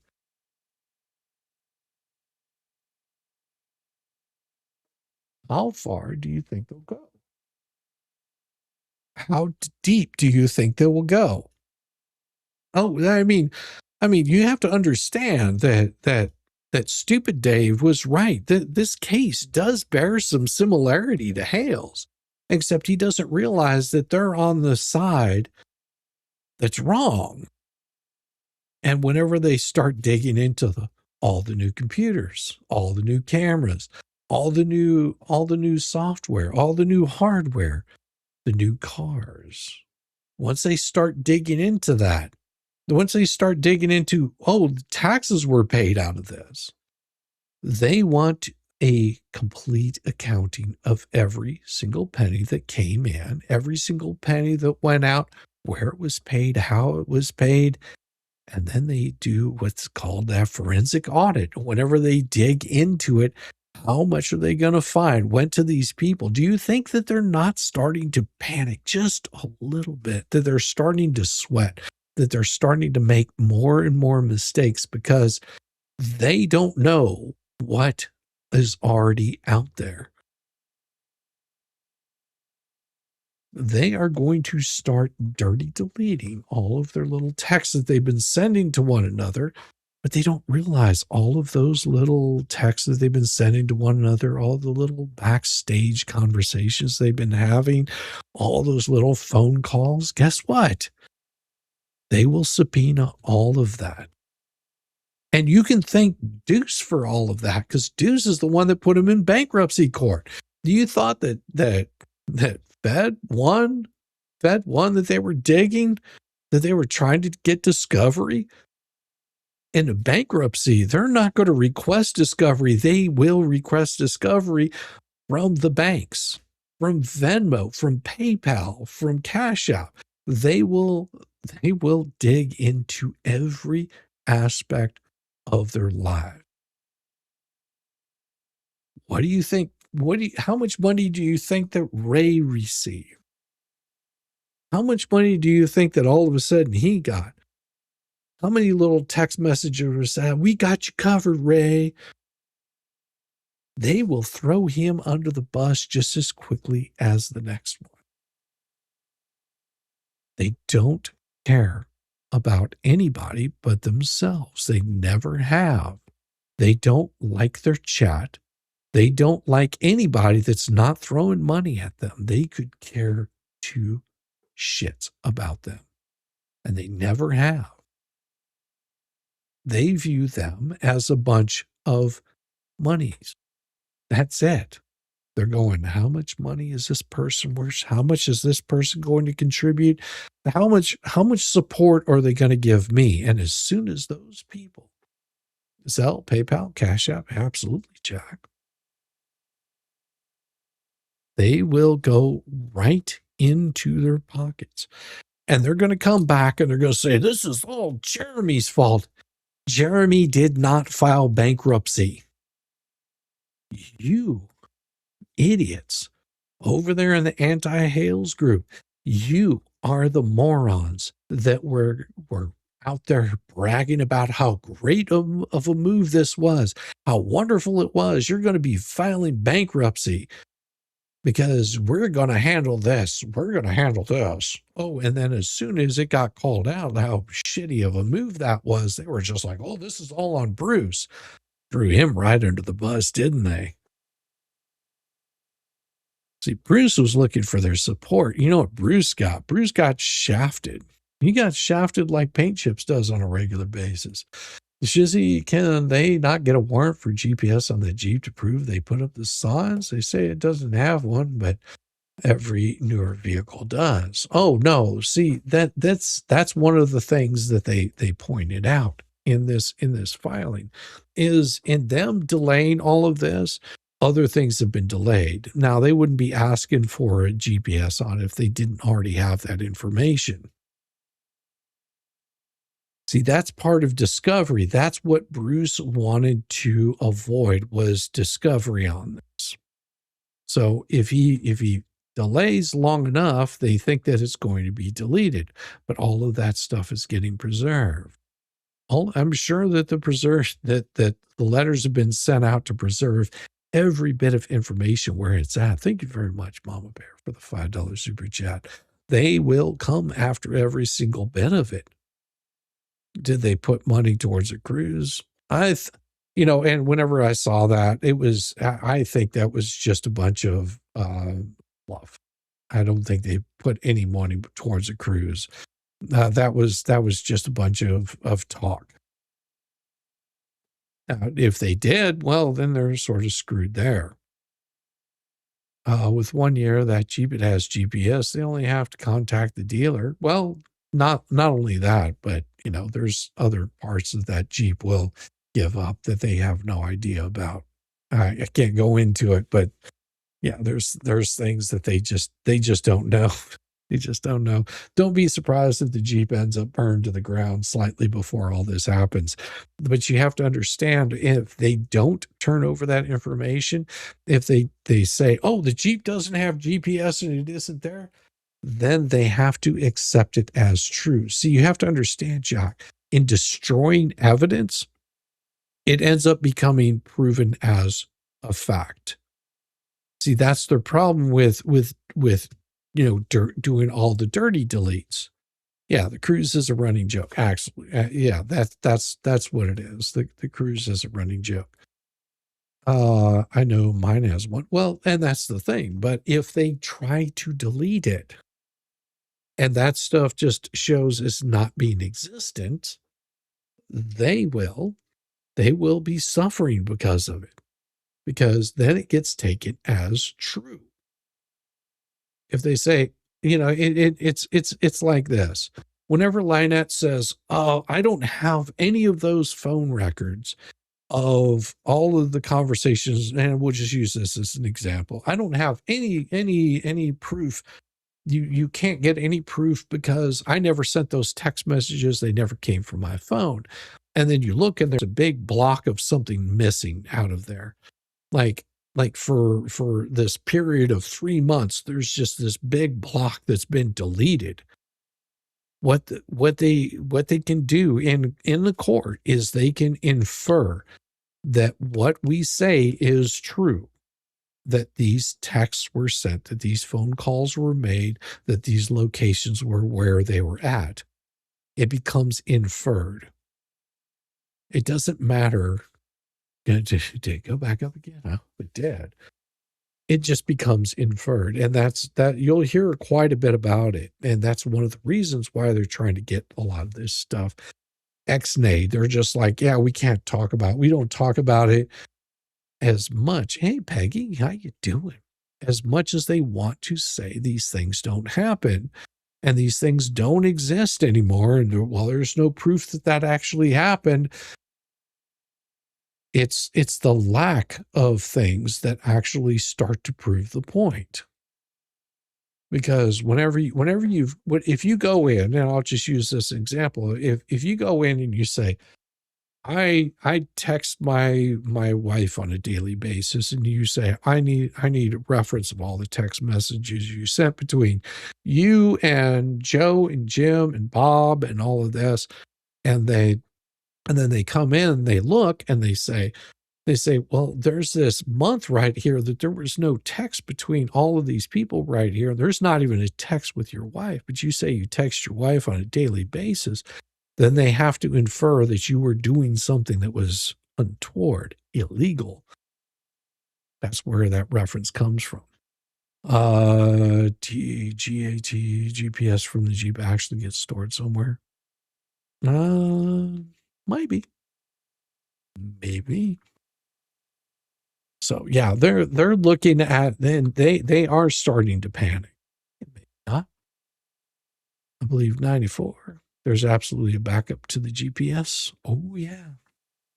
I used to work some stuff about those. But we won't say anything here. We're down to page 34, almost there.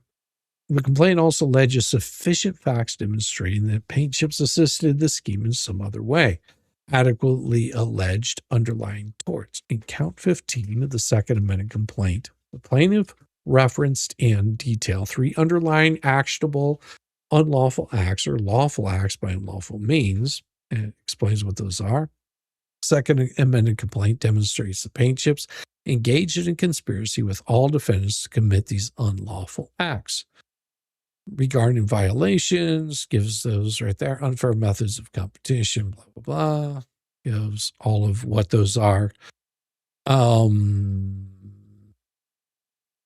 Secondly, the plaintiff suffered injuries, totaling over $5 million in losses. The agreement between paint chips and defendants is evident and can be inferred from circumstantial evidence in the Second Amended complaint.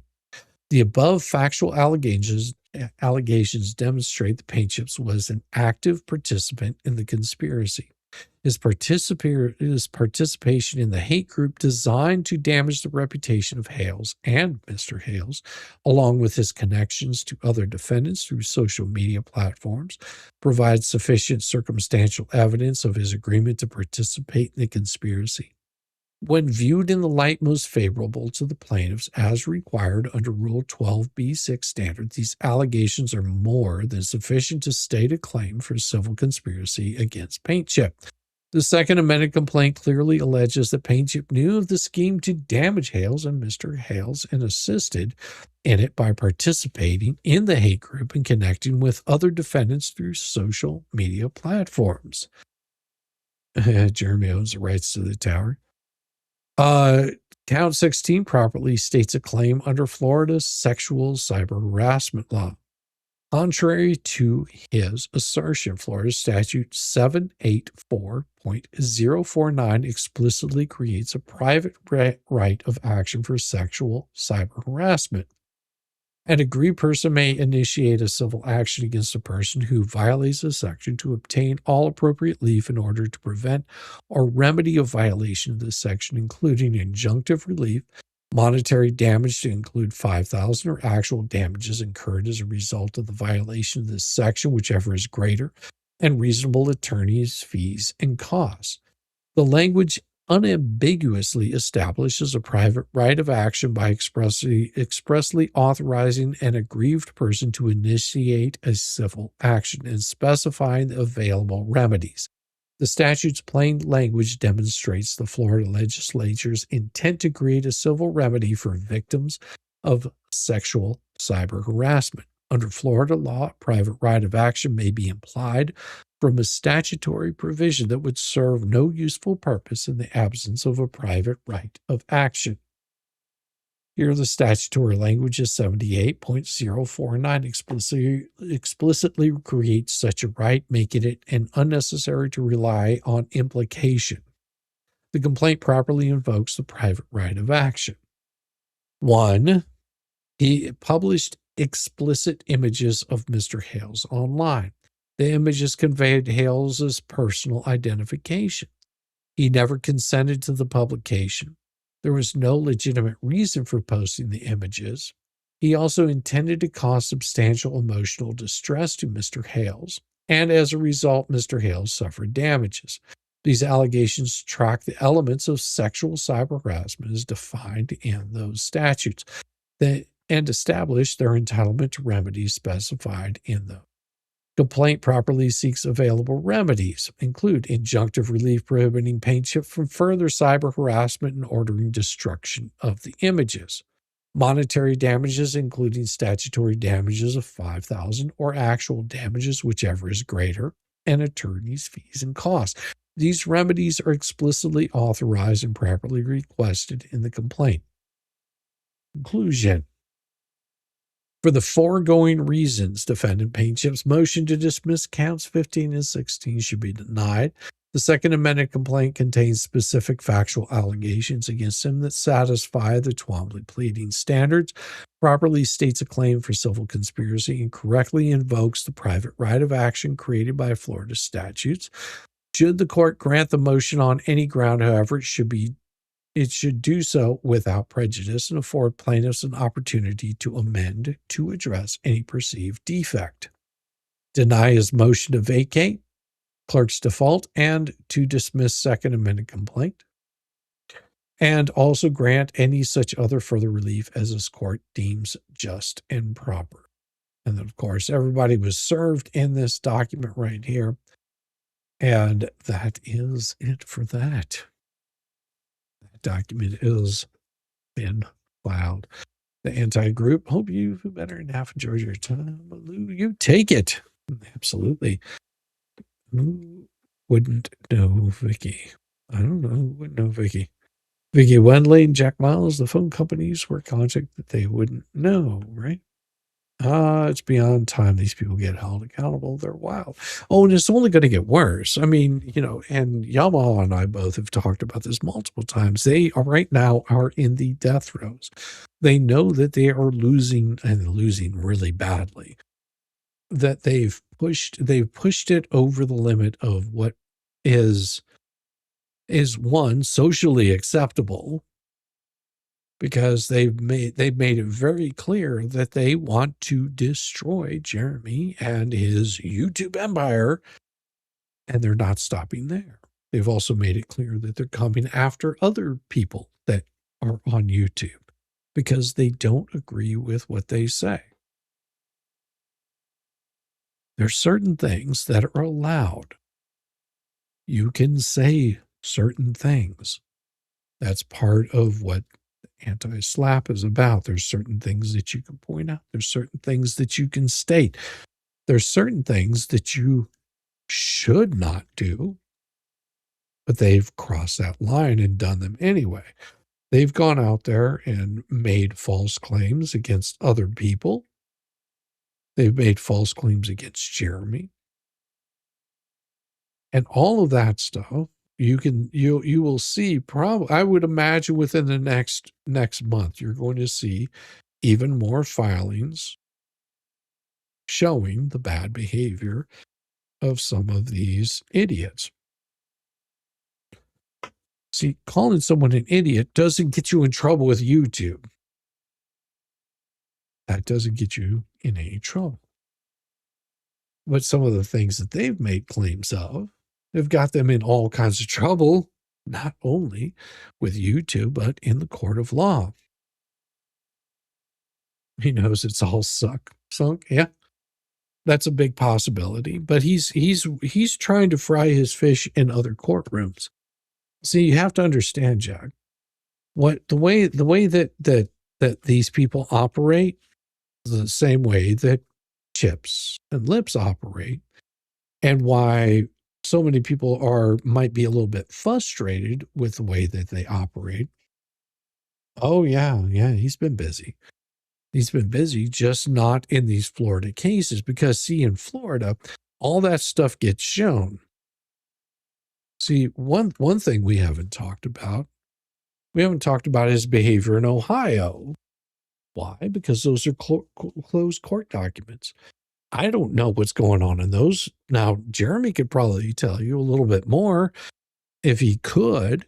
I'm not sure what he's bound by. I'm sure there's certain things that he can talk about that he will talk about. But his behavior in Ohio, his behavior in Kentucky, what about the other cases that his behavior might be affecting? I don't know. And they make sure that in the courts that they do all this bad behavior, that people can't get access to it. Because if people had access to it, then they would point out the shenanigans. They would point it out very clearly. But see, these are folks that as soon as they realize that they are getting called out, that their shenanigans are being pointed out, that people are able to pull up the court documents and show the behavior of these people, that's whenever they're just like, ooh. Ducey is looking at 12 felony charges. Yeah, in Superior Court. Mm-hmm. Yes. He is looking at 12, Class 5 felonies.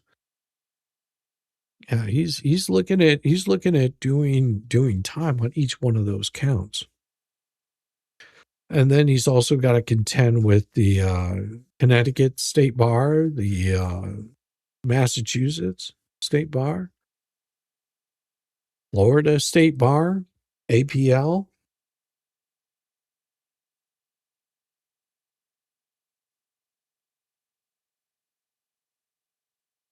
Or UPL, sorry. He was in chat rooms last week, not completely quiet. Well, he has lots, I'm sure, to say. The tax man always gets their money. Oh yeah, that's very true. And they will. They will always get their money.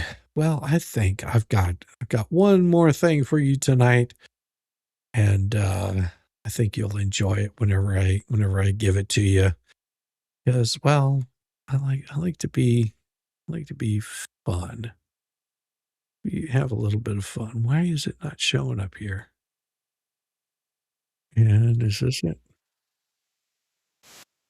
Oh, yeah, that's the one right there. Or is this it? Oh, that might be it. Or is it? I think I found it. Maybe. Yeah, I think I found the tune. I'm going to give you class 3. That might be right. Good evening, Sylvia. Good to see you. Also, we've got this right here for you guys. Welcome to the ship show. Oh yes, Every single day. A new flavor of fuckery, 'cause everybody's such, you see, and they're dumber than a bag of clots. Monday, bullshit. Tuesday, bullshit. Wednesday, and then 4 more days of increasingly stupid, ridiculous, ignorant, boulder, dash, poppycock, bollocks, and fuckery. Oh yes, here we go.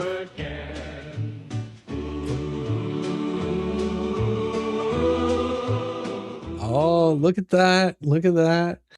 Sylvia, Ronnie, Melissa, Crafts with Nightingale, and Jemmy the what? And Jack Miles. Oh, yeah, you guys just got some good Jack Miles. Montana doesn't list felonies by class. They rarely use the degree term.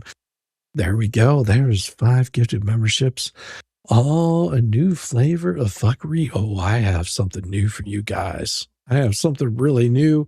And give me just a second, and I'm going to pull that bad boy up and give it to you in the worst possible way. And here we go. This is brand new, and I hope you guys enjoy.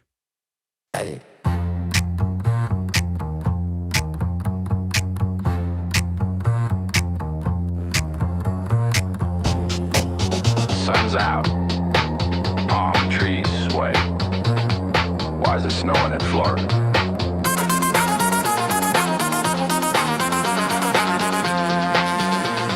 Somebody check her pupils. Stream was rolling, mouth on autopilot. Confidence loud, but the brain went silent. Talking like nothing could ever go wrong. Then the shit got weird and the pause too long. Psycho blinking like Morse code. Thoughts doing donuts off road. Chat goes quiet, she starts to sweat. That's why she feel that internet. Finger hovering over end. Can't rewind shit you already said. Heart racing like a fled. It's snowing in Florida, must be cold. Whole damn stream got the dough. Whole damn stream got the leader gonna soul. But she kept the clip she should've hold. 43 seconds, solid gold. I was erased like they never existed, but that one moment, oh, it resisted. Worst damn take of the whole damn night. Framed it, saved it, hit upload, right? Sunshine straight, but she seeing flakes. Talking in circles, tripping on takes. Deletes the past like it's gonna heal, but panic always leaks the real. You can scrub the drive, you can curse the cloud, but you left the part where you said it out loud. Nice work, crowd. It's snowing in Florida, hit delete. Kept the proof and kill the beat. Erase the context, not the receipt. 43 seconds, sweep the street. It's out of context. It was a joke. It's edited. Yeah, by you.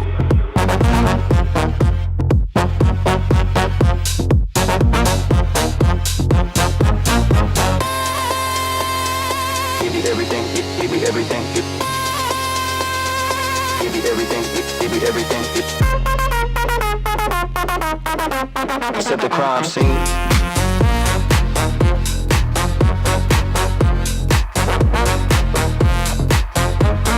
Now comes the spin, watch it unfold. Same old script, getting real old. Blame the weather, blame the stress, blame the chat for your mess. But you can't blame pause, you can't blame fear. You can't blame why that clip's still here. You chose to keep, you chose to cut. Accidental honesty, oops, whoops nuts. It's snowing in Florida, melting fast. Try to outrun your digital past. Burn the house, but the door was glass. 43 seconds gonna last. Spin, lagging. Spin, dragging. Give it everything, give it everything. Give it everything, give it everything.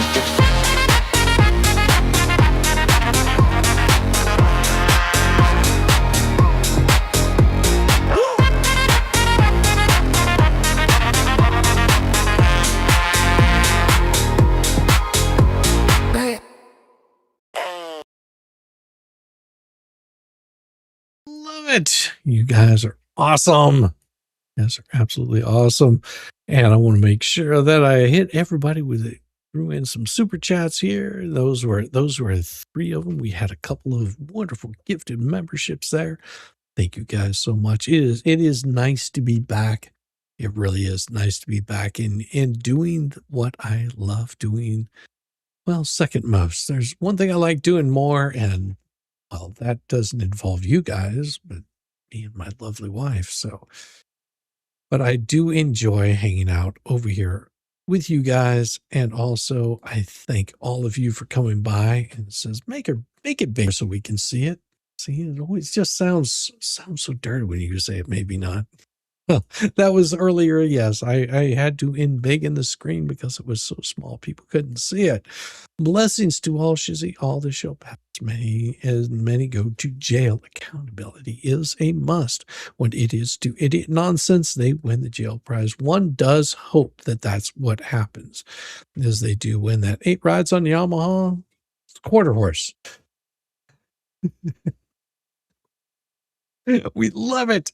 We love it. And Mama Bear says again, he said it in chat. The joke was there. I had to take it. I respect it. He's married. It was just too funny to let it slide. I apologize. Don't ever apologize for making jokes with Yamaha. He loves those jokes just as much as the rest of us do. It makes us different and unique over here because we get the jokes and we have so much fun with all of them. Just like I have so much fun with all of you. And Mama Bear Lee says that she gifted another membership. Thank you so much for that membership gift. It is always appreciated. We and it's that little bit of some extra gift that somebody all of a sudden wakes up and they see that. And Mama Bear Lee says also, Shizzy, can they get a warrant for the GPS on that Jeep to prove that they put up the signs? Yes, those all will be subpoenaed if it gets down to it. They say it doesn't have one, but every newer vehicle does. Yes, every newer vehicle does have the GPSs on there, and it's new enough that I'm sure that they already have that information. And also, I gifted you guys 5 memberships, which went out to all you fine people. Thank you so much. And I appreciate you so much because we have a sense of humor. Maybe. I mean, you might. I don't know. Do I have a sense of humor? Sometimes I wonder if I actually have a sense of humor, if I'm just crazy. Probably a combination of both. I might be slightly, off my rocker. At least, I can remember what I had for breakfast this morning, and I don't have to do, a 2-hour stream going, oh, what do you guys, thank you for being here. Am I here? I mean, I might be, I might not be. I don't know. It could be somebody. I might, I never threatened anybody, but then you show the proof that, Ray did threaten people, and he did it pretty badly. That got himself in all kinds of problems with that. But what can you say? What can you do? But other than just saying, well, it'll happen. All good stuff will come to pass. And everybody, make sure that you hit that thumbs up and show a little bit of love to the craziness of this place. I do have a wonderful plan for tomorrow. We'll see if it all works out. I got something that I was going to cover tonight initially. Now, if you get an opportunity, am I here tomorrow? Got something that it's not going to be Hales related, but it is a bonfire of craziness. And we're going to see the outcome coming in March, but I do it is something that I have been covering. As you know, Hales isn't the only court stuff that I cover. There's quite a bit more. And tomorrow, Lord willing, if I'm able to get the documents that I need, we're going to have something really interesting for you. And I hope that you guys are here for it. Thank you guys so much for tonight coming by. I want you to go see the Broken Baker, show him a little bit of love. I'm going to be sending you guys over there to go enjoy a little bit of him. And just know that Dollywood is coming up right around the corner. We'll have to see how things work out. I may or may not be able to make it, but we won't know until it happens. Peace, guys.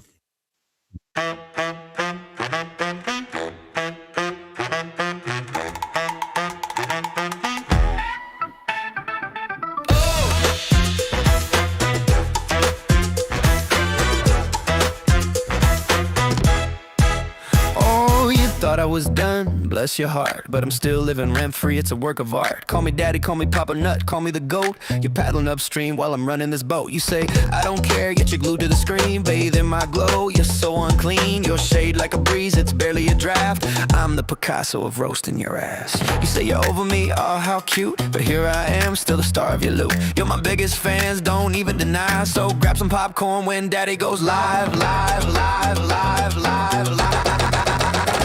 Call me daddy, daddy, daddy. Yeah, shout it loud. You're a mental midget while I stand proud. Papa Nut, Shizzy, daddy, headline act. Your background noise and it's just a fact. Call me daddy, daddy. Let's face the score. You hate that you love me, but you keep wanting more. You're like a dog chasing cars, you don't know why. You don't know why. But here you are barking while I touch the sky. While I touch the sky. Your comments are gold, such comedy gold. Who hurt you? Oh wait, it's me, I'm told. You're keeping tabs like an unpaid intern while I'm cashing checks. When will you learn? Your timeline's a shrine to every move I make. I'd say thanks, but you're a nasty skank. Oh, Shizzy's washed up. Yeah, sure, Jan, yet here I am, the centerpiece of your plan. You hate, watch my stream every damn night. That's why, kiddos, I'm still shining bright. Call me daddy, daddy, daddy. Send in your bread, I'm living rent-free in your effing head. Papa Nut, Shizzy, daddy on your brain. I'm your mental landlord, you wanna complain. Call me daddy, daddy. Let's keep it real. You hate that I'm winning, but you love how it feels. Oh, I'm sorry that I break your streak. You tried to ignore me for like half a week, but daddy's too spicy, you can't look away. I'm the train wreck you need every single day. So while you're out there and you're trying to chase cloud, I'm here sipping coffee watching you freak out. You're irrelevant, wow, what a take. Now go rewatch my vids and I count how much I make. Call me daddy, yeah, own it now. I'm rent free your brain and you don't know how. Papa Nut, Shizzy, daddy, let's set the bar. I'm bigger than life, you're a burned out star. Call me daddy, embrace your role, cause I'm the main character, you're just a troll. So here's your bedtime story, kids, sweet and snug. Shizzy daddy's forever if you're stuck in the mud. Now say goodnight to Papa Nut, your mental king. Oh wait, you will see me tomorrow, same obsession, same thing.